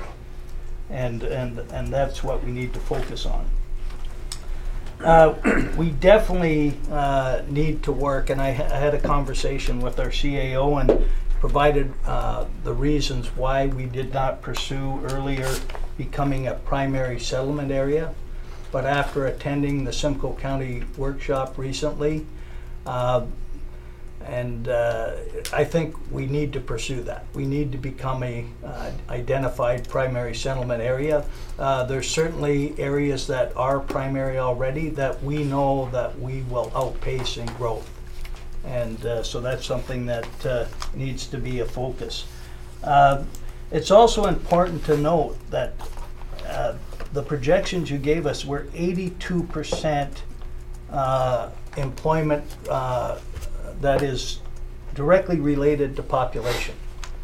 So if we're going to outstrip, then we know that the opportunity to increase our commercial is going to exist because it's not related to industrial or other things. It's directly related to servicing that population. The updated employment forecast that you provided in the report took us from 35 to 5,402. I think from some of the numbers I've heard and some of the things we're working on, I hope we will greatly outpace that, which would be very exciting. But the biggest concern I had in the report is on the target of 27,500. It estimated that we needed 3,495 additional housing units. But out of that, the projection was 56% would be single and semi-detached, 31% townhomes, but only 13% or 454 apartment/condo type units. And I pulled a report, I think everybody received it, but I think the provincial government has the same concern. They've allocated $125 million for incentives to reduce development charges to encourage these multi-unit developments. And I believe that we need to do whatever we can. I do not believe that 13% projection will meet the actual needs of our community. And that's at probably a variety of price points. So that was everything I had to say on your report, but again, great job. Thank you, Councillor Stockwell. No, pass. Okay, thank you. Anyone else comment? Just a couple for me. I really think you guys did a great job, Nathan. You're right this time. Very good reading. I'm going to definitely keep this beside me all the time. It was my impression when I started working here that our water and sewer capacity, and Kevin's here, would serve up to 35,000 residents. Has that changed at all?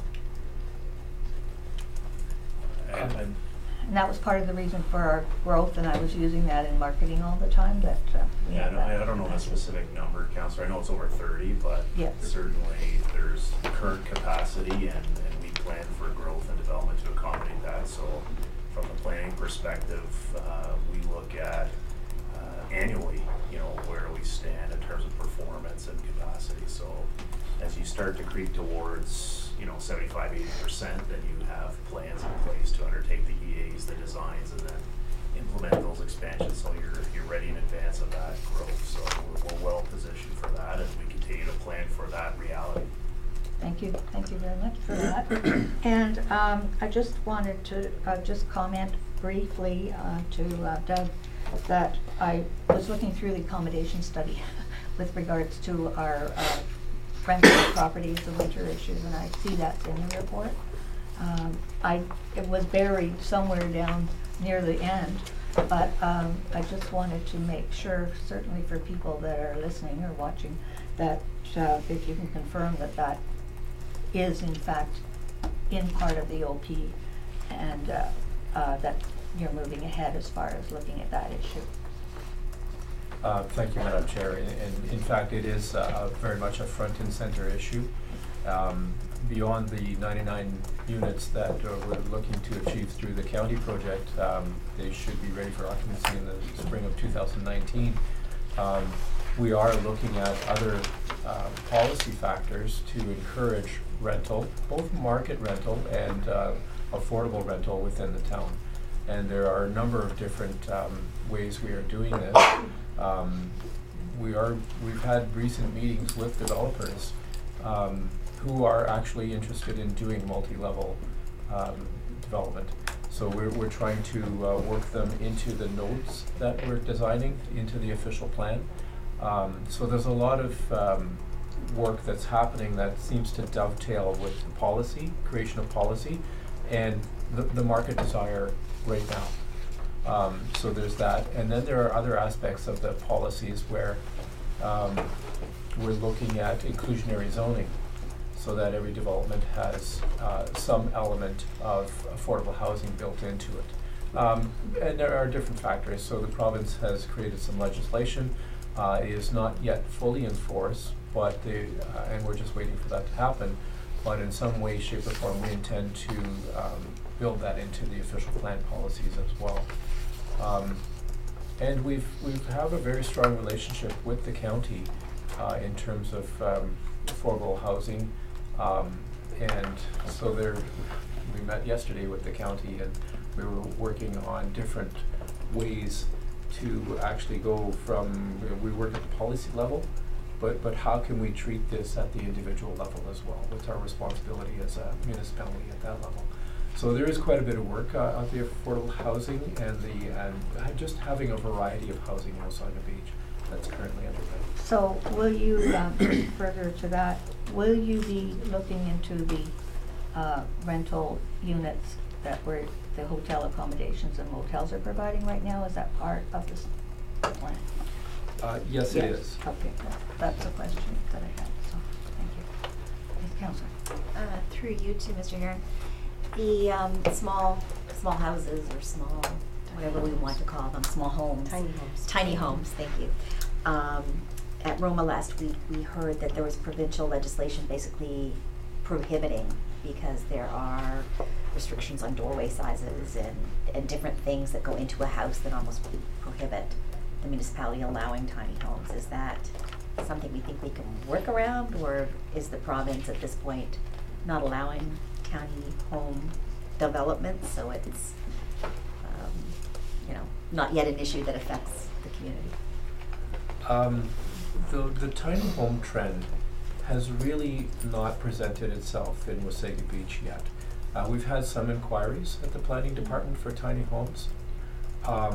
What we've told those individuals is that currently our zoning bylaw allows a minimum single detached dwelling unit of 1,000 square feet, which is not large.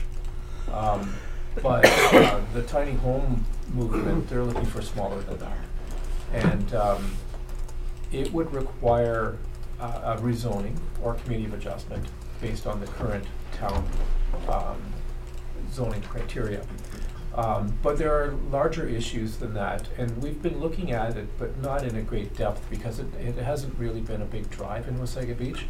But to some extent, we are aware that the installation of a very small home, we have to look at fit to the community.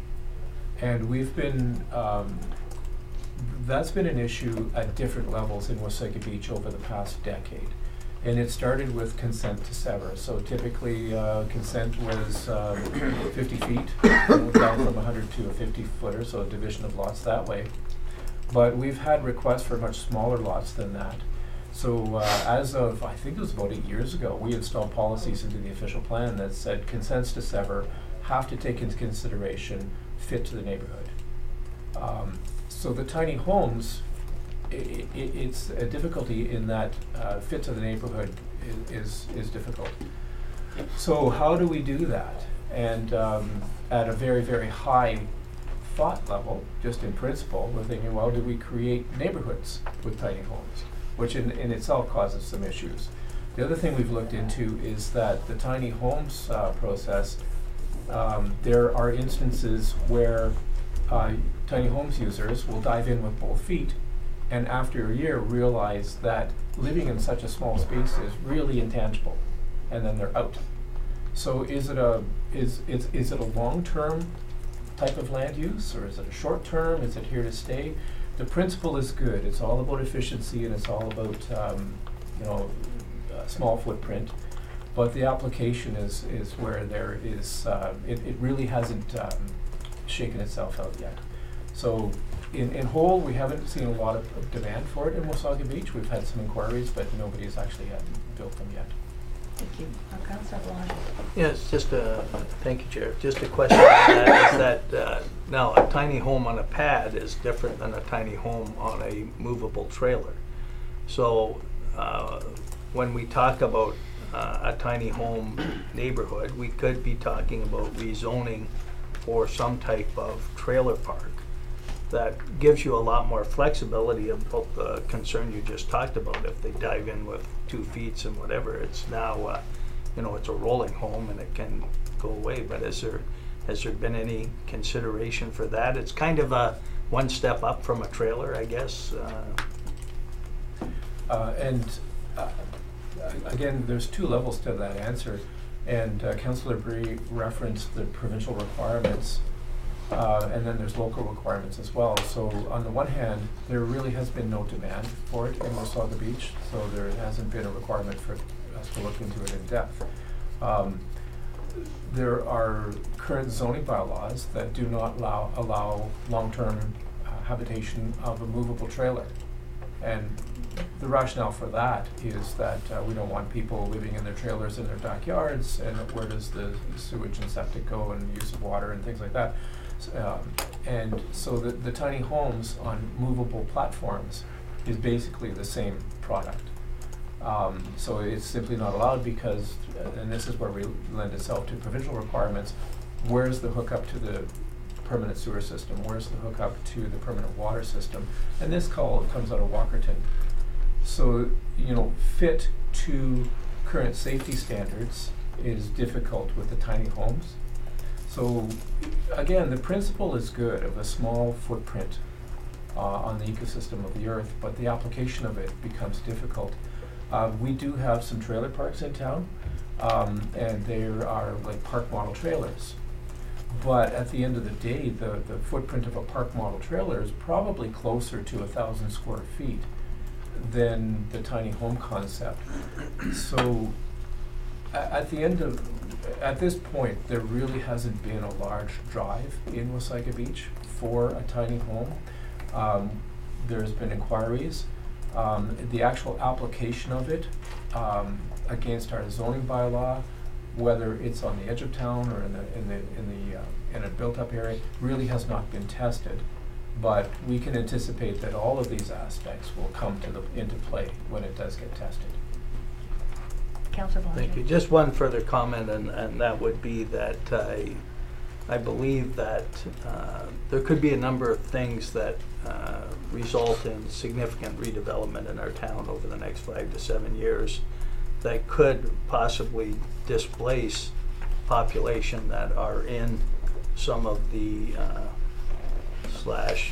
vacation rentals, permanent residence situation in our town. And I think we sort of have to anticipate that that could happen, and then where are those people accommodated? That's a very good point, Madam Chair. Where the town is going with its growth policies is to create multiple forms of housing. So at the moment, we have pretty much a monoculture of housing, and it's single attached. We're seeing a big change in the market for a lot more medium density, which is very welcome. And we're actually putting in place policies and growth policies to encourage more forms of housing. And it's quite likely that while a single detached house in the current zoning bylaw, the minimum size is 1,000 square feet, an apartment in the apartments that we hope to have developed along Main Street and in the periphery of Main Street had a smaller footprint, so 600, 850 square feet, depending on what the market demands and also applications of affordability. So we anticipate that as we grow as an urban entity, that we will have a variety of housing types, and there will be other forms of housing which allow for that smaller footprint, smaller requirement for servicing, tighter, a lot more dense. So the principles that the province is driving right now, and that we are wholly and welcoming of, lends itself to more compact form of housing. And we only need to look a little bit beyond the Canadian borders to see how that works. For instance, if you go to England, it's a highly dense island. There's a lot of people that live there. But if you've ever visited, the little settlement areas are very tight, very dense, and the farm fields start right on the border. And in some ways, that's the principle that we're looking for here. And it's a very efficient, it allows for the province's baseline of how it sees growth happening. So I think I'm getting into a larger discussion, but it's all applicable. Mr. Wukash will be bringing reports forward to you, and it's related to new initiatives from the province. But in its simplicity, those initiatives are simply, let's identify the no-go areas and areas to be protected in the province. So where do we get our groundwater from? Where are the hazard lands? Where are the wetlands? And identify where we shouldn't be developing. and then identify where we should be developing, and they've done that through the growth plan and identified the settlement areas. And then within those settlement areas, identify how we make it a lot more dense. So there's a simplicity to the efficiency of growth and efficiency of services that the province is aspiring to in its policies and legislation. And we've certainly picked up on that, and it's working for Wasaga Beach because it lends itself to, we've been a rural community, and if we're going to continue growing healthy, we need to intensify so that we can maximize the lands that we have. Thank you. Any other questions? No, thank you. Yes, we have our final motion moved by Councillor Eagle, seconded by Councillor Belanger. Resolved that the Development Services section of the Coordinated Committee receive the report on the growth management discussion paper and the official plan update for information. Thank you, Madam Chair. Having heard the question, I'll call for the vote. Councillor Belanger. In favor? Deputy Mayor Byfolchi. In favor? Councillor Bray. In favor? Councillor Eagle. In favor. Mayor Smith. In favor? Councillor Stockwell. Favor. Chair Smith. In favor. Thank you. The motion carries on a vote of 7 in favor and 0 opposed. So we will recess for a moment and for everybody to get set up. Another 10 minutes.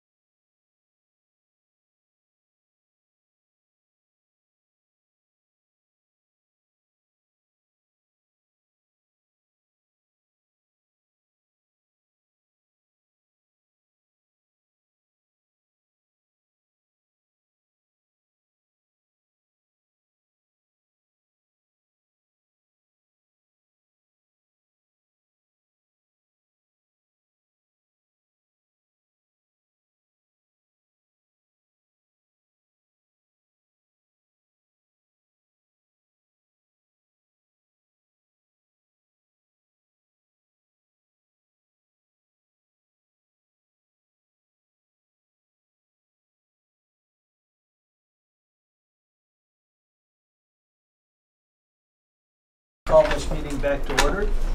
Before we get started, I have one pecuniary interest. If there's any others, you can bring it to my attention. This one is related to General Government 6.4.1 III, Sylvia Bray, related to operating a business at the Collingwood Airport. Any other comments? Okay, with that said, we do have one presentation. Melissa King is with us, Director and Discipline Head for Geoenvironmental and Hydrogeological Services at Peto McCallum Limited. Will be in attendance and will present to committee about the status of the Glenwood Drive parking lot environmental site assessment. So please come to take a seat. Thank you, Mr. Welcome. Chairman. Thank you.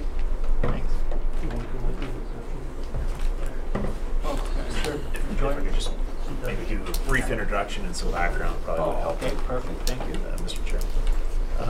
So as part of as the committee is aware, as part of the downtown development master plan, we've identified the Glenwood parking lot, I believe it's 130 and 138 Main Street, as I guess the preferred location for the town or the civic square. As part of our due diligence and certainly recognizing the former use of that property, we've engaged Peto McCallum to undertake environmental site assessment on that property just to confirm what exists and what needs to be done to advance I guess any land use change or development on that property.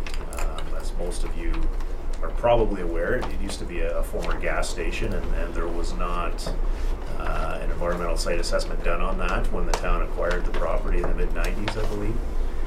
So we just want to make sure that we're identifying if there's any quality or chemical concerns with not only the soils but the groundwater, and then certainly Melissa will speak to that status.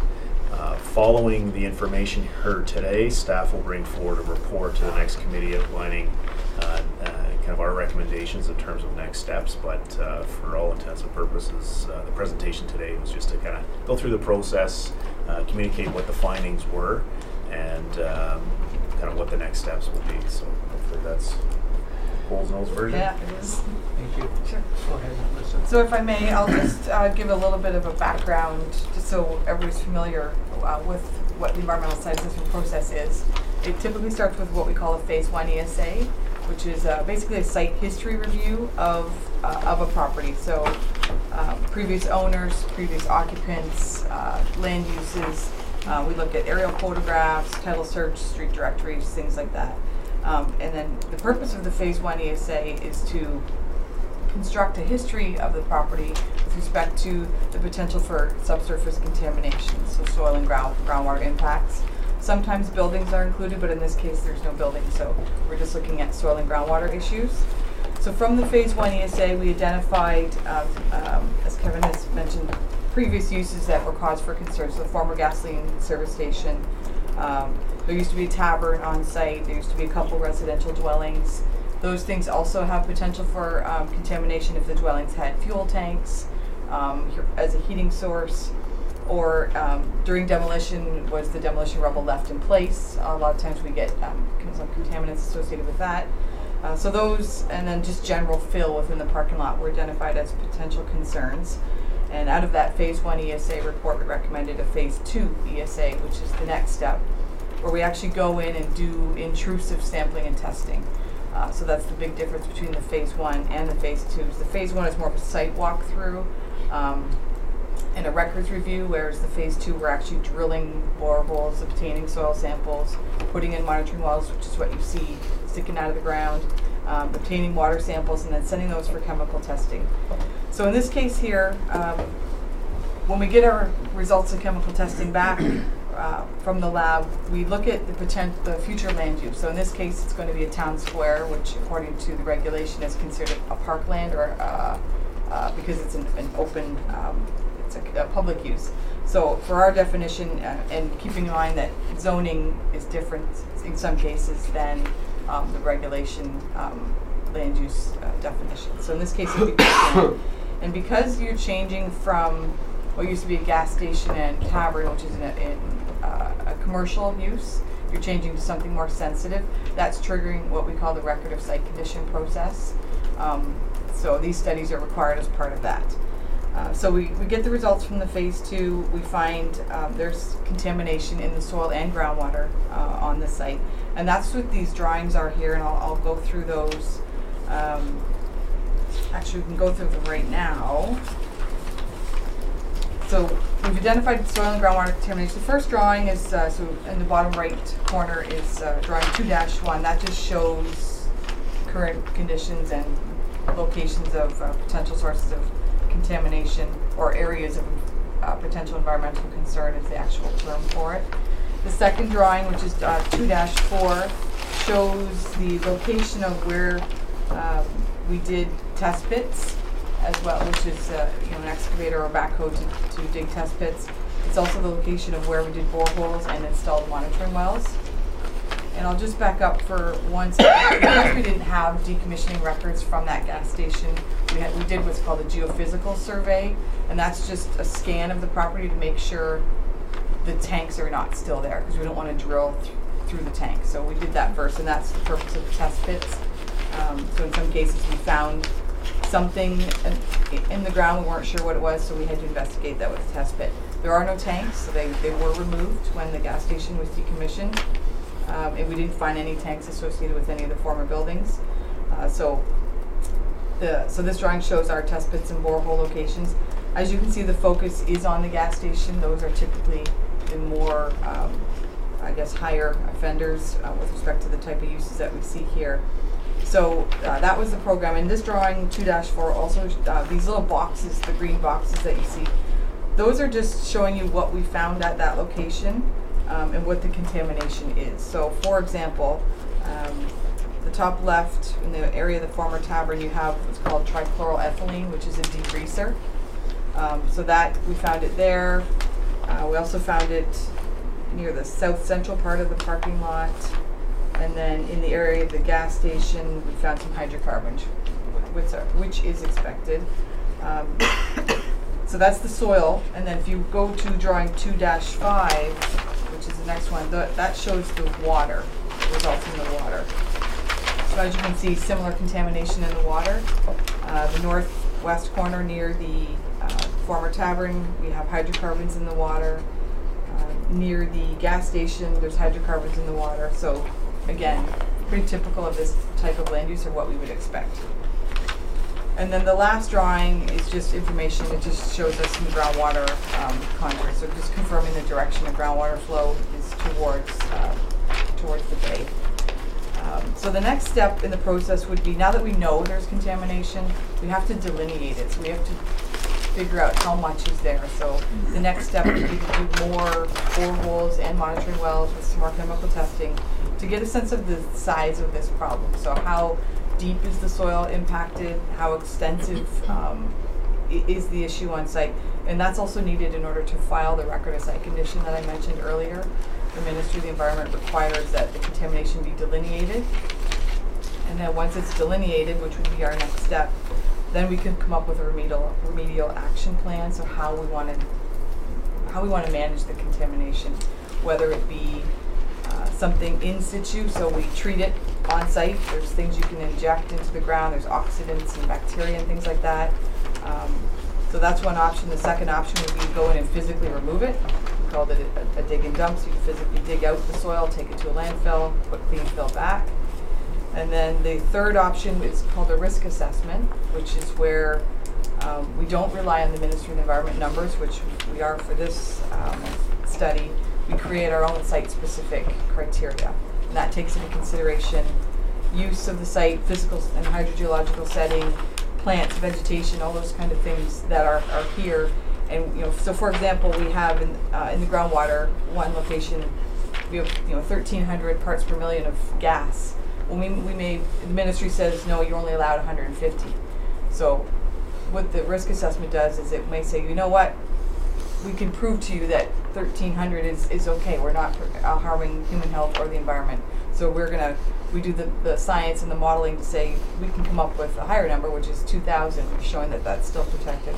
So that's a risk assessment process. And that doesn't require you to remove any contamination. You just have to do the study to convince the ministry, and it gets peer reviewed, that these concentrations are still protective of human health and the environment. And then you file your record of site condition. Each option has different timelines associated with it, and of course different costs. But we can get more into those once we delineate the extent of the contamination to figure out the size of the problem, basically. So that's kind of where we're at right now. I do have a bit of a flow chart if you need it, of showing what the process looks like, phase 1, phase 2, remediation, various arrows if you want. I can send that around. It's very simplified, but I find it sometimes helpful. And then I also have a summary of what I just said, if you'd like that as well. I can send that around. I can give it electronically if you need it, let me know.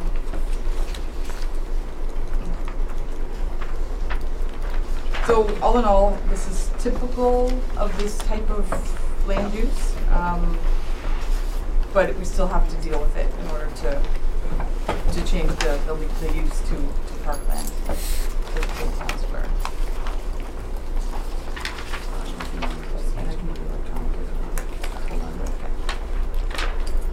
Okay, I think we're passing that around. Mayor, you had your hand up? Yes, thank you, Mr. Chair. So I have several questions. One, did I hear correct that was it 1991 that phase 1 or phase 2 ESA was not done on the site? Is that correct? There were some. We didn't have the decommissioning report, so when the tank was removed, I don't know what was done when the town acquired the property, but nothing substantial. But in your investigation, you found you could not find any phase 1, phase 2 environmental or the decommissioning report? Correct. Okay. Normally, who would have been, I mean, I have a good knowledge of the history of this property, and have some decent knowledge with respect to petroleum sites. So this site was it was determined that this site had an issue because the tavern next door had gas in their sump hole, and the fire department was called, and hence it's now a parking lot. So there was no doubt that there was a major issue here. What would have been, or what should have been, and I'm not saying it wasn't done, but what should have been the process at that time with respect to remediation? Usually, I think it was a Shell station at the time, if I'm not mistaken. Shell Oil would have been on the hook to remediate this land. Before anyone purchased this land, they would have done a phase 1, phase 2. They would have negotiated remediation or had to do remediation themselves, so on and so forth. Can you just explain to committee and for the public's interest what should have been the process here? And again, I'm not saying it wasn't done, but it doesn't appear it was, or you would have been able to find that information. Correct. So typically when there's a transaction with land, the process starts with a phase 1. Usually the driving force for that is financing. Lending institutions require a phase 1 ESA to confirm they're not lending on a contaminated property. Not all properties undergo the ESA process. If there's funding not required or someone doesn't, they want it, they're going to buy it type thing.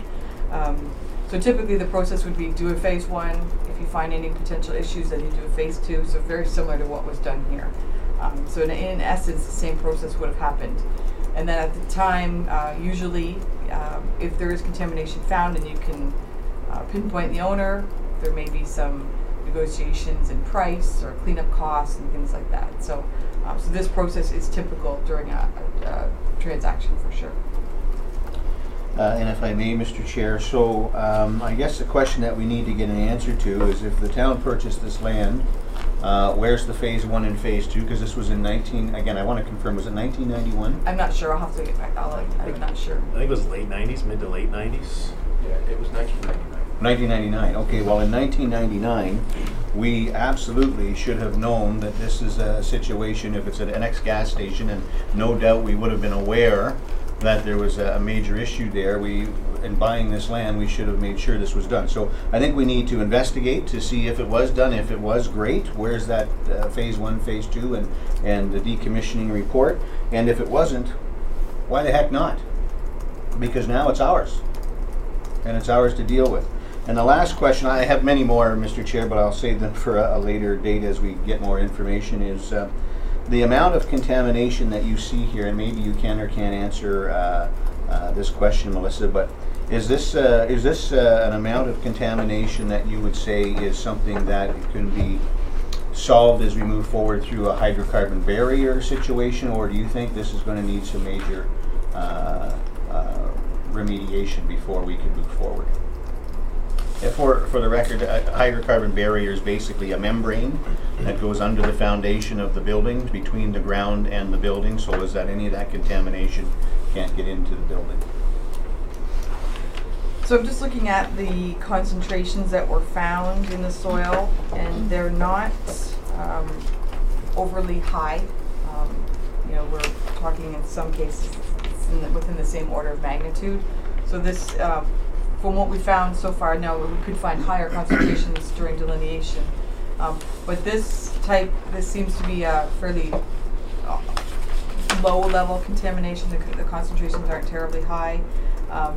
In the gas station area, in the tavern area is the highest, but still not at levels that would be, I would think, a potential issue to future development of the property. There are options, as you mentioned, if there's buildings going to be on the property, if the contamination stays and a risk assessment is done, one of the items that would likely be in place would be some sort of vapor barrier or hydrocarbon barrier, which separates the soil and groundwater and potential vapors in the soil from the building envelope. So it's very common construction practice. It's not terribly costly as well. It's typically some granular with some big O pipe to keep your ventilation separate from the ground and the building, and then just a typical vapor barrier or geotextile that's put on the underside of the building and foundation to keep the two spaces separate. So that's a very common, what we call a risk management measure, if the contamination stays in place through a risk assessment process. And I don't see these concentrations being an issue with that sort of procedure. So last point then, if I may, Mr. Chair, so obviously these contamination levels don't fall within the acceptable guidelines of the Ministry of Environment, but again, not something we can't work with. Correct. Thank you, Mr. Chair. Thank you. I mean, this is almost 2 decades ago that this happened, so if other information is coming back as far as, you know, who signed off on it, and I forget exactly what the Mayor was asking for, but I think I'd like to have an understanding then as well. What were the rules? I'm sure they were different back then to a certain degree. Source water protection and things have come in since then. That, you know, there's different legislation and rules throughout the time. So if there were different things then, I would like to know that as well if we're gathering information from the past. Sure. The biggest change I would say would be in current day, you're working under regulations, Regulation 15304 as amended, whereas in 1999, 1998, it would have been just the guideline for use of contaminated sites. So it was a guideline that the industry relied on, and everybody viewed it as standard, accepted industry practice. It became a regulation in 2004. But the general procedures would have still been the same, phase 1, phase 2. But the numbers to compare or to determine if there was contamination here or not are different. They're a little more stringent now. So even if this, hypothetically, if we had a phase 1, phase 2 from when the property was acquired, maybe then the contamination met the criteria of the day, but now we have new criteria. So, and that's why I'm just asking if we're getting that information. I think it's important to know what the legislation was. Thank you. Yes, Andrew, go ahead. Yeah, I just wanted to respond through you, Mr. Chair, to the Mayor's comment. So staff have pulled the old files. There's not a lot of information in those files, but it appears when the transaction did occur that the town was aware that the site had contamination, and the previous CAO signed off on accepting that that responsibility. So the town was aware of this when the land was acquired.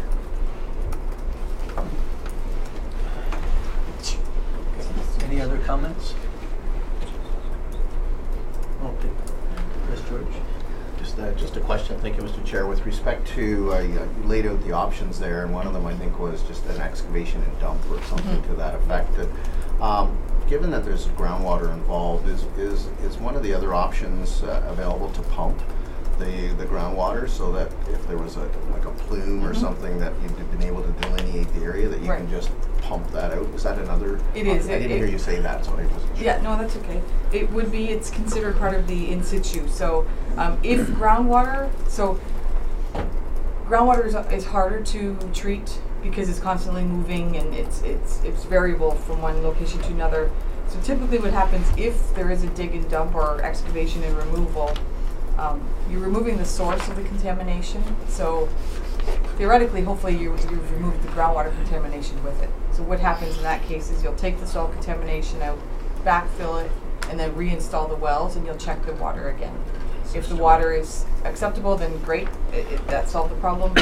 If there's still issues with the water, then there's options to do a pump and treat. So that's where you pump the water out, you send it through a treatment system, and then you put it either back into the ground. In this case, probably not, just because of where you're located, but you pump it to the sewer, as long as you meet the sewer use by law. So that's definitely an option. You can do that straight away without any excavation. It just, you could be pumping for a very long time because you're trying to pull the hydrocarbons off the soil, and it could be years. And then you have this infrastructure sitting on your property, these big frac tanks, pumping water for however long it takes, I think. But that's definitely an option. And it could be done. I've had sites where there was a localized hotspot, so they did a quick, small pumping and treating system just to remove a particular area that was elevated. So those are all options that we could explore once we know the extent of it. Thank you. Okay, is there any other comments? Kevin? Just in closing, sorry, Councillor. Well, staff will bring forward a report outlining next steps and costs associated with delineation, and then obviously from those results, we'll be back with a remedial action plan and risk assessments. Still some work.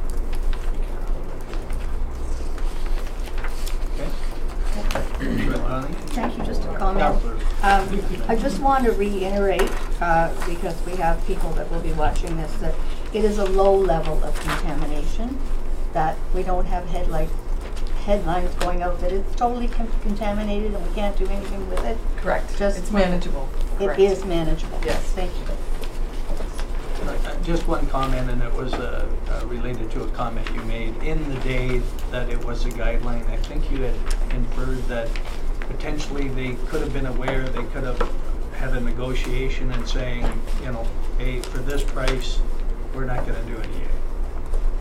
That does happen. Then it comes part of negotiating the price at the time. Right. So for sure, that may have been part of it. Thank you. Can we just move on to the next? No, thank you very much, Kevin and Melissa. Okay, moving on to unfinished business. Okay, yeah, we have 3 items there, so if there's nothing, we'll move on. Other agency reports, we have none, so we'll move to the consent agenda.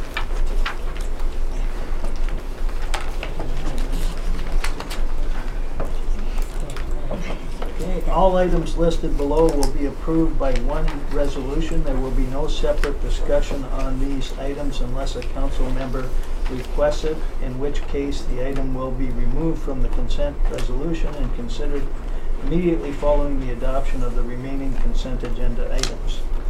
And we do have a number of items that have been pulled. And we have item 6.4.1, developmental staff reports. That's AI, A double I, and A triple I, and A4. And under accounts, we have one, and we do have one other matter, but I will get to that later. So moved by Councillor Eagle and seconded by Deputy Mayor by Resolved that General Government Section of Coordinated Committee hereby receives the February 8, 2018 consent agenda items 6.4.1 through 6.4.3, and that the recommendations contained therein be adopted as amended. Thank you, Mr. Chair. Having heard the question, I'll call for the vote. Councillor Bray. In favor. Deputy Mayor Byfolchi. In favor. Councillor Ego. In favor. Councillor Smith. In favor. Mayor Smith. In favor. Councillor Stockwell. In favor. Chair Belanger. In favor. Thank you. The motion carries on a vote of 7 in favor, 0 opposed. Okay. The first item pulled was by myself. That was Tourism Event Advisory Committee, November 16, 2015 minutes, number 9. And I just, again, sort of in line with what we've already discussed, so there may not be a lot further comment, but related to the Labor Supply Task Force, which also included the element of the Regional Transportation Network. And again, I already talked about one identified need, but again, you know, we talked about in the last session about the smaller units, but I think we also have to take into account that what was a smaller unit and the price of the smaller unit 2 years ago is significantly different today. I think one of the things that we have to look at is that, you know, the average wage of many of the people that work in this town and their ability to either rent or attain ownership at some point in the future. So I'm sure that will be a part of the study, but I'm not certainly not an expert in apartment buildings, but I'm assuming you could have, you know, Sorry, Councillor Blanco, which study are you referring to? I believe it was This in was the tourism minute. and It was events? in the minutes referring to the Labor Supply Task Force and Regional Transportation Network. Andrew, can you speak to that? I think you're. I don't think it's on that, the tourism events. Okay, well then I minutes. didn't pull that one because Oh, it's on the second one. oh, sorry. Okay. I pulled the second one up, but that's the only one I pulled, so those are my comments on II, or number 2, A2. And I have no further comments.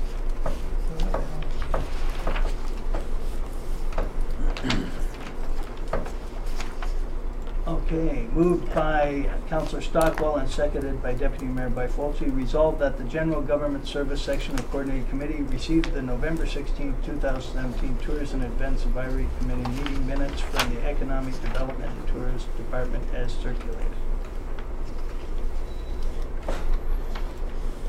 Thank you, Mr. Chair. Having heard the question, I'll call for the vote. Councillor Bray. In favor? Deputy Mayor Byfolchi. In favor? Councillor Ego. In favor. Councillor Smith. In favor. Mayor Smith. In favor. Councillor Stockwell. In favor. Chair Belanger. In favor. Thank you. The motion carries on a vote of 7 in favor, 0 opposed. Okay, so I guess we do have a resolution, and I already spoke to 6.4.1A2. Any further comments?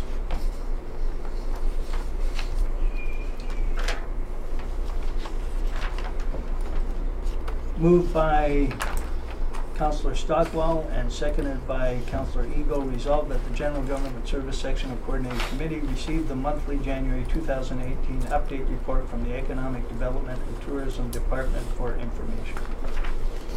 Thank you, Mr. Chair. Having heard the question, I'll call for the vote. Councillor Bray. In favor? Deputy Mayor. In favor? Councillor Ego. In favor. Councillor Smith. In favor.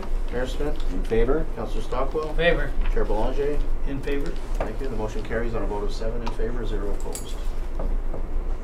Okay, item 6.4.1A3, that was pulled by the mayor.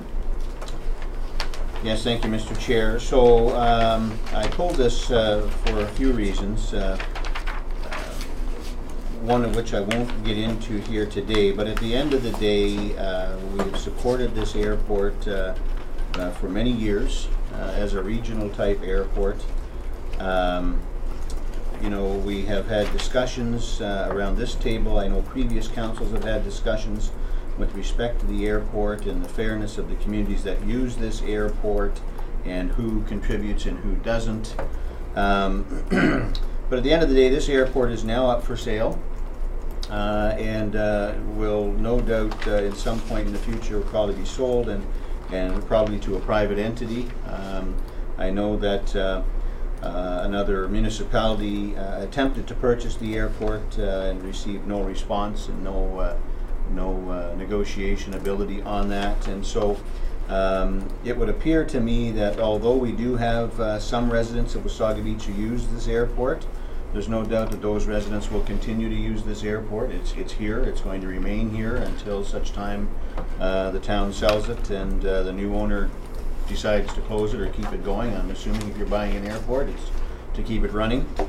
There are some decisions in the recent past that have been made by the board of this airport that I completely do not understand and can't agree with, and so therefore I understand and respect the recommendation by our staff, but I cannot support continuing on having a seat at the table with this airport or the town of Wasaga Beach contributing dollars to an airport that really appears to be, in my opinion, situated for one community and the lack thereof the desire to work with other communities to move it forward and make it better. Those are my comments. Thank you, Mr. Chair. Is there any further comments? I think Bill, Councillor Stockwell first, and then Councillor Smith. Mr. Chairman, I would agree with the mayor.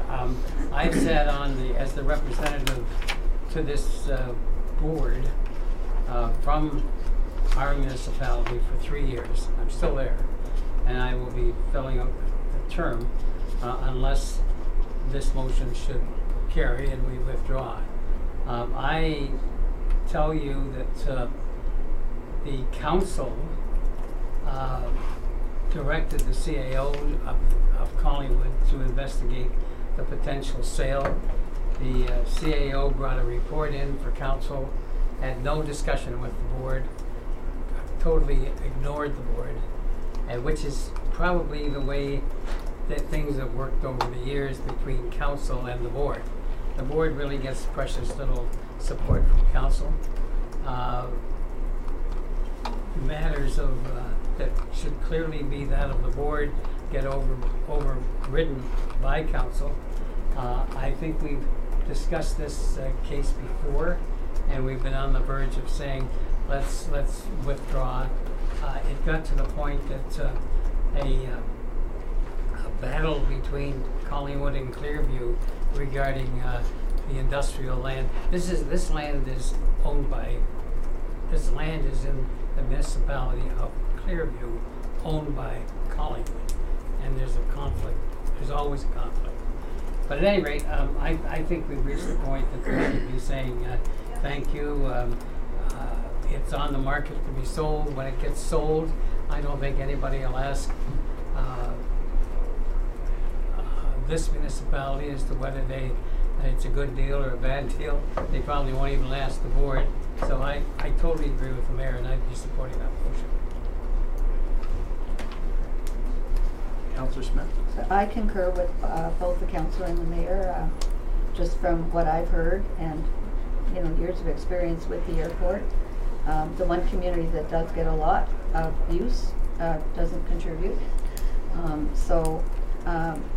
It's been sort of on the back of my mind for a long time, and whether we should be supporting them or not. So I know it's a great report that the Director of Economic Development and Tourism has done, but I will not be voting to support this. Councillor Eagle first, and then Deputy Mayor.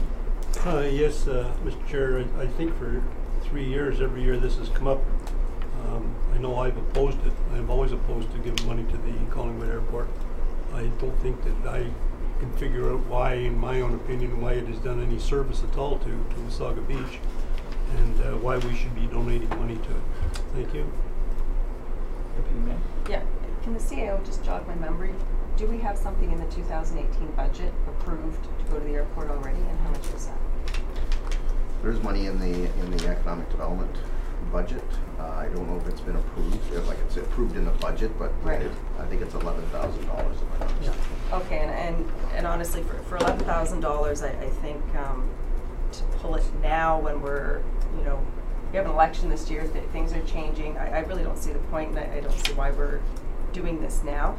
I fully support keeping someone on board for the remainder of this term, at least to have a say until some say whether you feel heard or not. But I think you should still be there to represent the community and until there's a change in ownership. So I will be supporting the motion.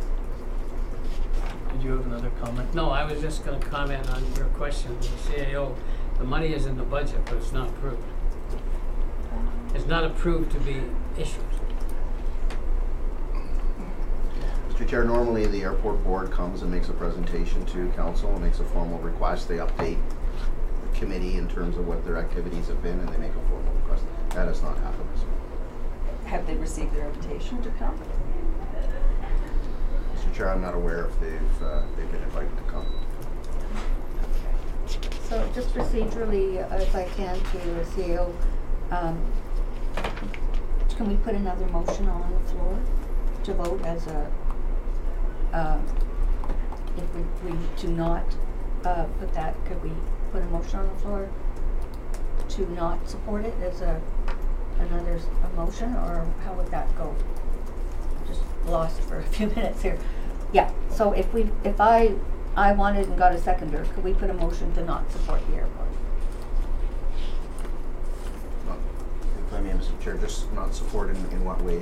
Anyway, Councillor? like the recommendations that we don't give them any money and we don't stay involved on the board.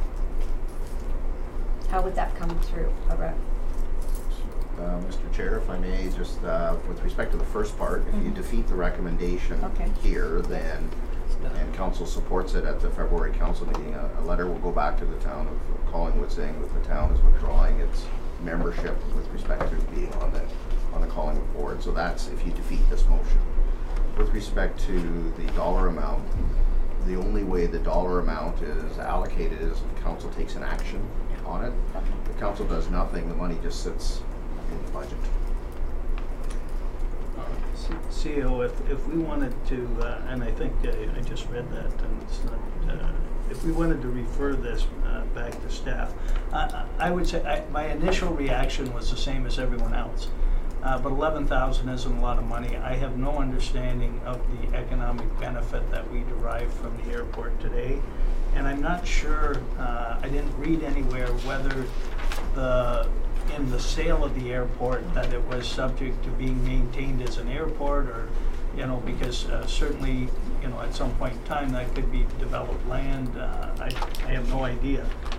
So if, I'll get to you in a second, Andrew, but I mean, maybe we should hear the airport presentation and ask some questions and then make a decision at that time. But Andrew is next, and then Councillor Smith. I just wanted to, through you, Mr. Chair, I just wanted to quickly respond. When I first started with the town, I attended a meeting at the airport, and what you've just explained is one of the first thing I asked for. Have you ever done an economic impact analysis of the airport? To my knowledge, none has been done.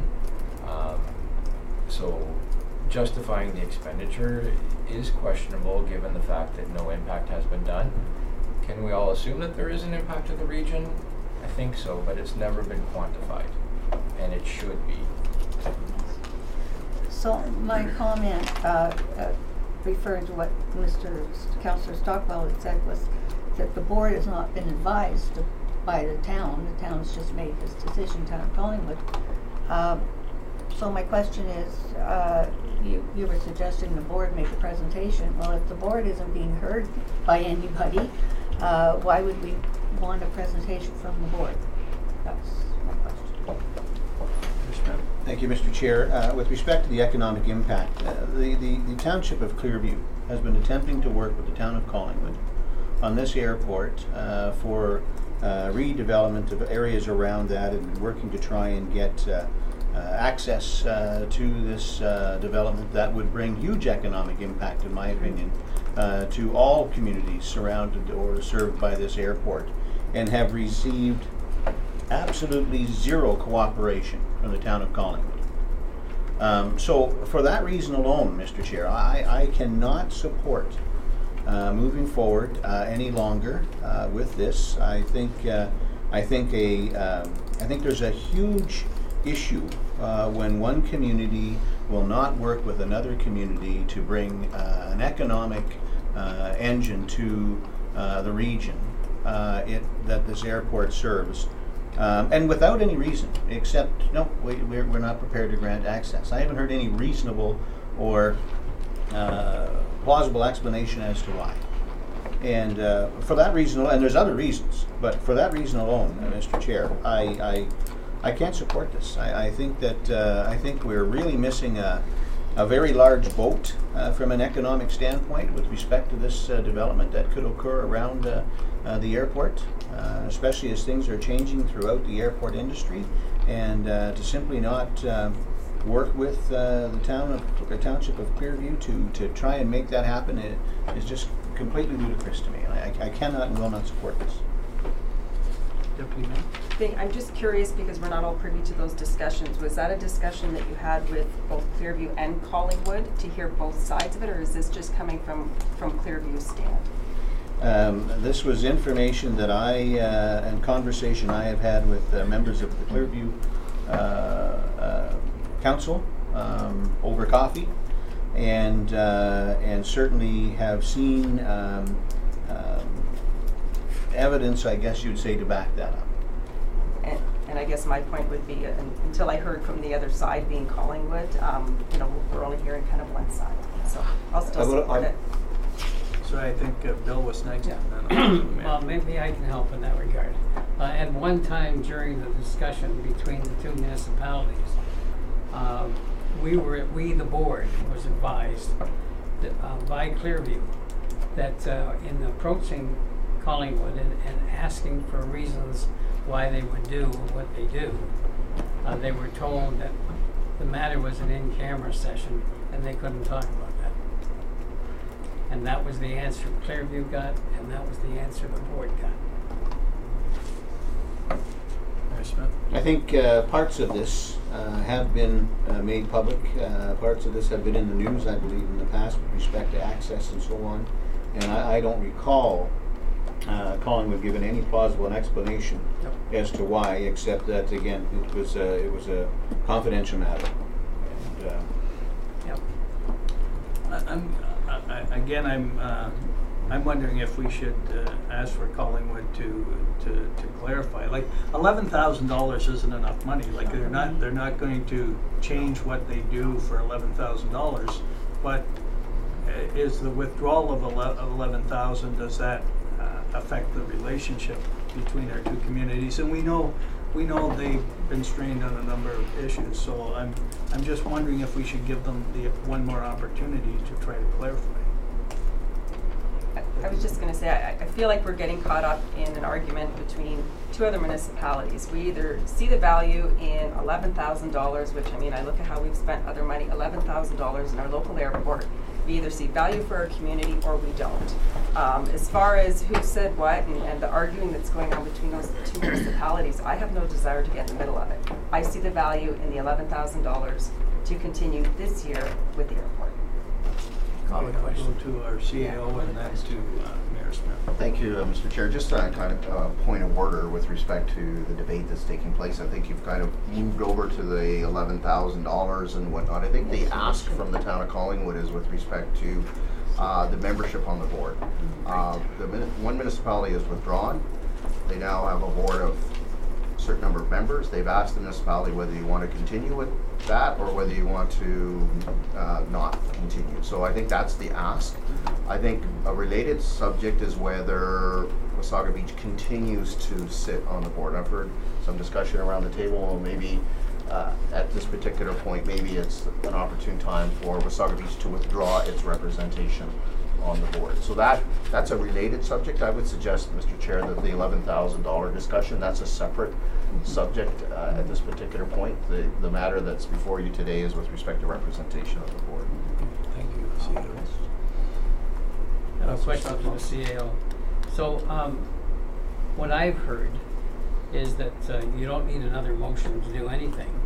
If the mayor's motion succeeds, then the matter's done, and the municipality withdraws both its Point of order, representation. Mr. Chair, I don't have a motion.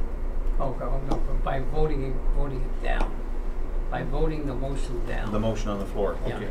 then that's all you need. That releases the municipality from both representation and financial commitment. Mr. Chair, I've reread the motion, and if the motion that's on the that's about to be presented is defeated, then all you've dealt with is with respect to the composition of the board. To clarify and to answer your question, you would need to amend this motion to withdraw the Wasaga Beach representative on the board, because that does not clearly state that in this motion that's been drafted. Okay. So, Mr. Chair, I want to be very clear that nor do I wish to get in the middle of the issue between Collingwood and Clearview.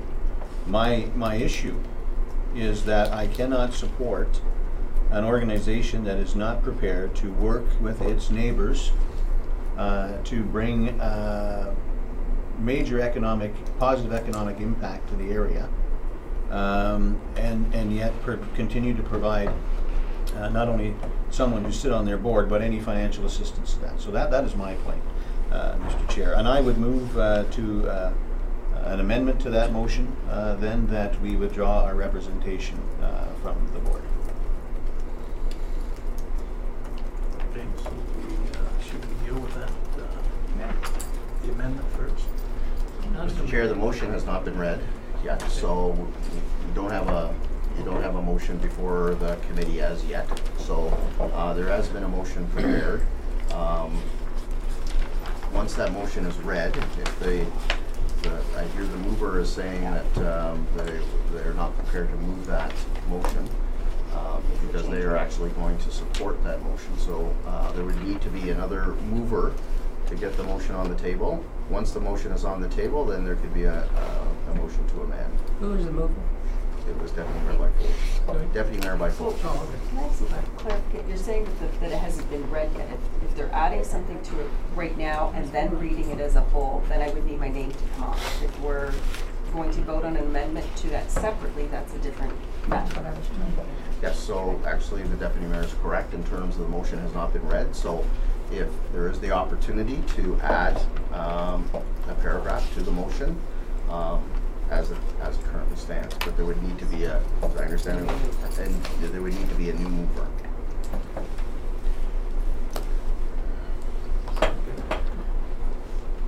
Are you gonna, Mayor, that was your suggestion, I believe. Well, if I may, Mr. Chair, so if I move it, I can't vote against it procedurally, correct? That's correct. So I can't move it. No. Question, you have a mover and a seconder for the motion? Yeah. Clerk needs to explain how this works. Okay. You have a seconder? Okay. So if I can just get clarification. So the main motion has not been read into the record yet, right? So our procedural bylaw says once it's proposed and seconded, but before the question is stated, so that's the process that we're in now, it may be modified, deferred, referred, withdrawn, amended, with the permission of the mover and seconder. Now I'm understanding that the current mover wouldn't be in favor of the proposed change. Is that correct? As it stands right now, I have no issue with my name being the mover. If it hasn't been read, so if a member was to change it now, which it's not going to be me as the mover, then no, I would want my name off of it. Okay, so can I make the suggestion, and I think this is accurate, jump in. If it's not, we'll read the current motion. We can vote on the, before we vote on the motion, an amendment can be suggested, and we would vote on the amendment first and the motion second. Okay, so I will read the motion. He's going to read it. Moved by Deputy Mayor Bifulci and seconded by Councillor Smith. Resolved that the General Government Service Section of Coordinated Committee recommends to Council that the Town of Wasaga Beach maintain its current representation on the Collingwood Regional Airport Board. And further, that the General Government Section of Coordinated Committee recommends to Council that staff be directed to advise the Town of Collingwood that the Wasaga Beach prefers to have the existing status quo service board bylaw and agreement maintained and not fill the vacant seat.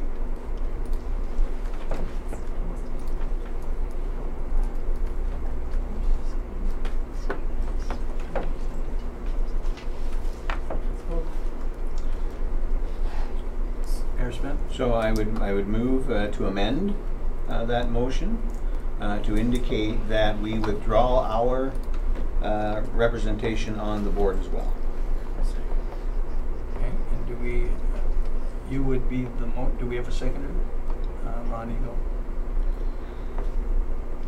Mr. Chair, subject to the clerk's opinions on this, my recommendation to the committee, if this, the will of the assembly, is to defeat this motion and then introduce a new motion to capture what committee is trying to do. I think that's more appropriate. Okay, we're fine with that, so we step up and call for a vote. So the motion has been read. I'll call for the vote. Councillor Bray? Oh, sorry, Councillor Bray is an potential pecuniary interest. Deputy Mayor Bifulci? In favor. Councillor Eagle? Opposed. Councillor Smith? Opposed. Mayor Smith? Opposed? Councillor Stockwell? Opposed. Mayor Belanger? In favor. Thank you. The motion the motion is defeated on a vote of 2 in favor and 4 opposed. So is there a new motion to capture some of the sediment around the table?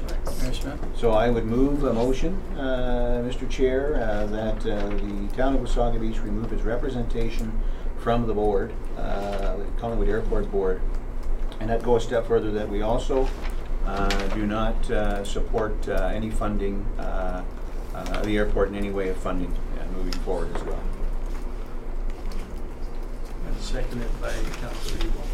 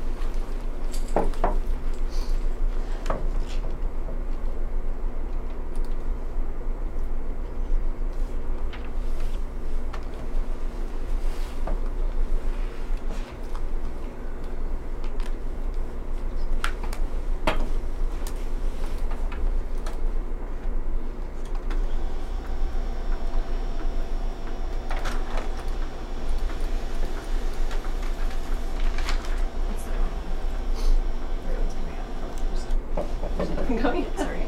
Wrong page.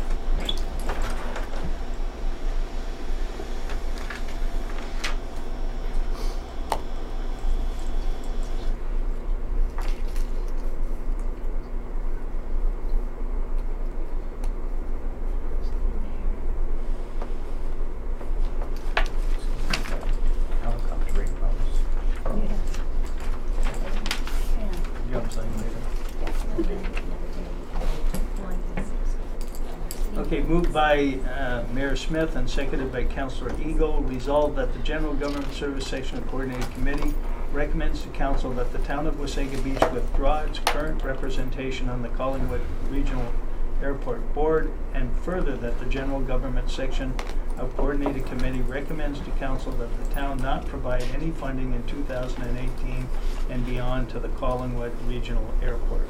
Is there any comments or?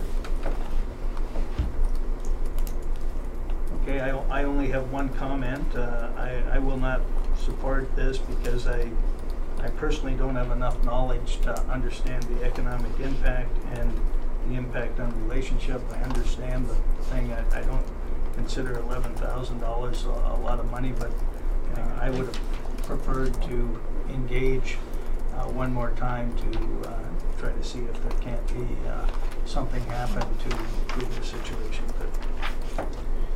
Thank you, Mr. Chair. Having heard the question, I'll call for the vote. Deputy Mayor Byfolchi. Opposed? Councillor Ego. In favor. Councillor Smith. In favor. Mayor Smith. In favor. Councillor Stockwell. In favor. Chair Belanger. Opposed.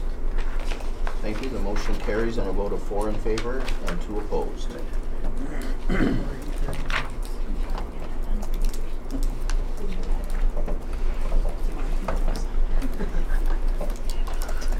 Okay, we'll move to the next item, which is 6.4.1A4, Economic Development Officer 2018 Tourism Work Plan, and that was pulled by Councillor Gray. Thank you. This is something I have spoken to Johanna about, and I just wondered if maybe council could have a presentation or a work plan circulated that actually shows the advertising plan, kind of what our ads are and where they're going to be, so that when people say, hey, I saw it on TV, we can say, oh yeah, that's CTV or that's Global or that's, just have a better understanding of what the town is doing to promote all the great things that we are doing.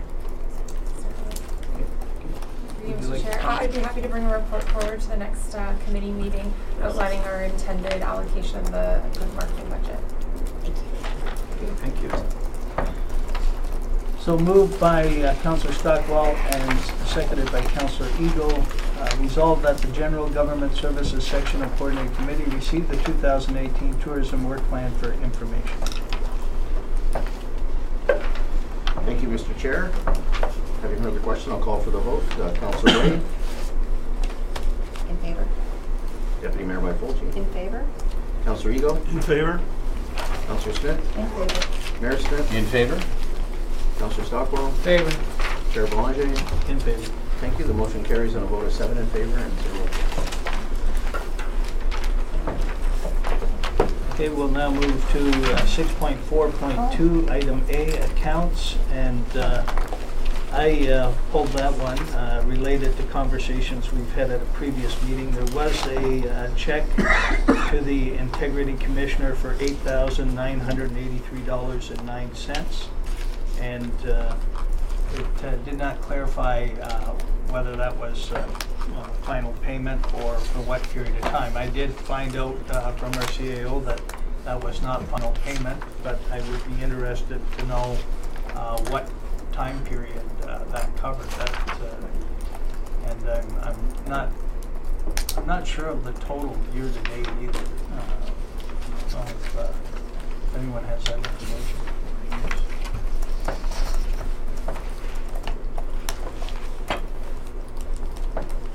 Councillor Belanger, the remarks under that item actually say Integrity Commissioner October to December. So it looks like it was the third quarter billing. Third quarter, Yeah. okay. So, but. And last month we had talked about it being about $70,000 year to date. So if you added that to it, it would be about $79,000. Yeah, now the question is if his last day was January, was it January 1st or January 31st?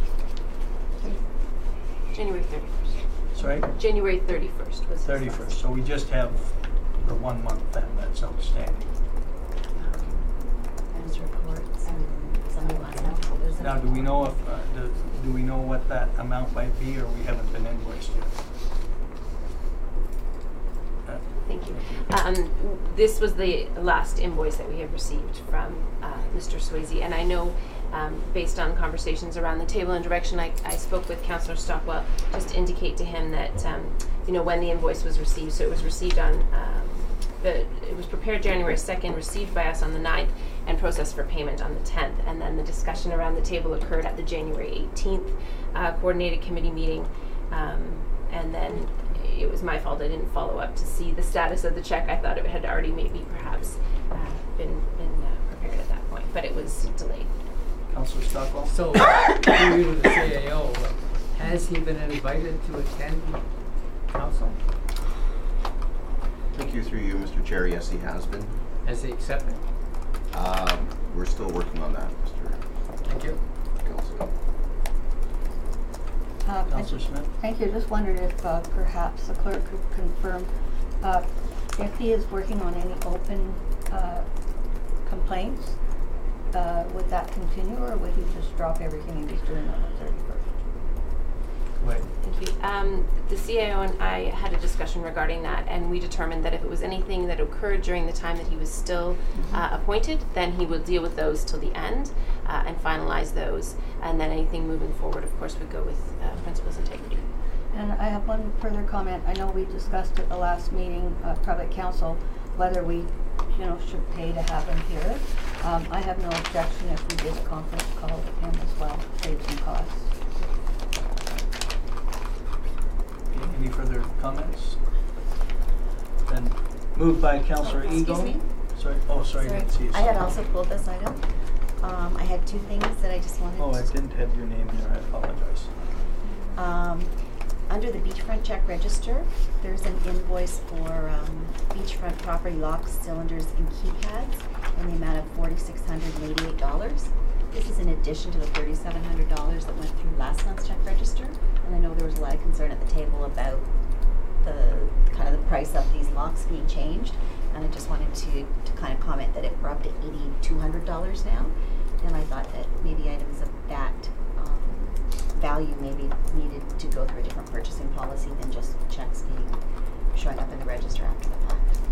So that would be my question for that one. And then the other thing that was also in the beachfront register was that there's a hydro bill for 91 Beach Drive of $480 in December. And my understanding is that those buildings are all closed and sealed for the winter. So I'm just not sure why we're incurring $500 hydro bills for buildings that have been winterized. And then the second part of that is, would that invoice be re-invoiced to the lessee, or is that a town responsibility? Most of the hydro bills for the property, they go from like $20 to $80, but that one really jumped out as a flag because it was a lot higher. I'll refer that to the CEO. Thank you, Mr. Chair. Just with respect to the first question, with respect to the locks, it was identified in the check register for November, December. The last time the committee dealt with it, it described locks, but in fact dealt with a variety of different expenditures that were down there.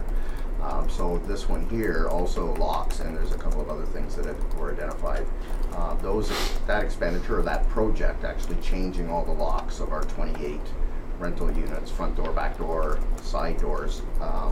That project was initiated early in 2017 and approved through my office. We had a whole series of locks that, and with keys that were easily reproducible at your local key shop. So we needed to put in a secure system of keys that could not be reproduced in your average locksmith or at your local hardware store. So they actually require a higher level of lock, and that's why the expenditure, and then the number of places we've replaced or in the process of replacing locks on all our buildings. So we are now in the process of distributing these keys to the tenants and getting a sign off on the tenant when they receive the key, because the key has a value and it's a very expensive key to make, and if they lose the key then they have to pay, I believe it's $50 to get a new key installed. So this is a very secure lock system that we're putting in place. So again, it was a project that was authorized through my office. So with respect to the second question, Mr. Chair, with respect to the hydro, if it's a hydro consumption that's being consumed within an individual unit, that hydro expenditure will be back billed to the tenant. It's their responsibility to pay the hydro. And although the buildings are shut and closed, there may be a heater, there may be a dehumidifier, not so much a dehumidifier, but there may be a heater that's running just to keep the temperature so it doesn't go into a deep freeze. I don't know the particular circumstances in this particular case, but if it's an expense that's incurred by a tenant, it gets back out to them. Just further to that, I wonder if like the water bills, when we see large consumption, we could tell them so they're not gonna get a bill for $3,000 in the spring that surprises the tenant when we're looking for a rent check. Thank you, Mr. Chair. I'll follow up with the property manager too. Thank you. Okay. Then I'll read the motion. Moved by Councillor Ego and seconded by, I believe it's Councillor Stockwell. No, Councillor Smith. Oh, that's Councillor Smith. Resolved that the January 1st to 31st, 2017 accounts as reviewed by General Government Services section of Coordinated Committee are hereby confirmed. Thank you, Mr. Chair. Having heard the question, I'll call for the vote. Councillor Bray. In favor? Deputy Mayor Byfolchi. In favor? Councillor Ego. In favor. Councillor Smith. In favor. Mayor Smith. In favor? Councillor Stockwell. Favor. And Chair Belanger. In favor? Thank you. The motion carries on a vote of 7 in favor, 0 opposed.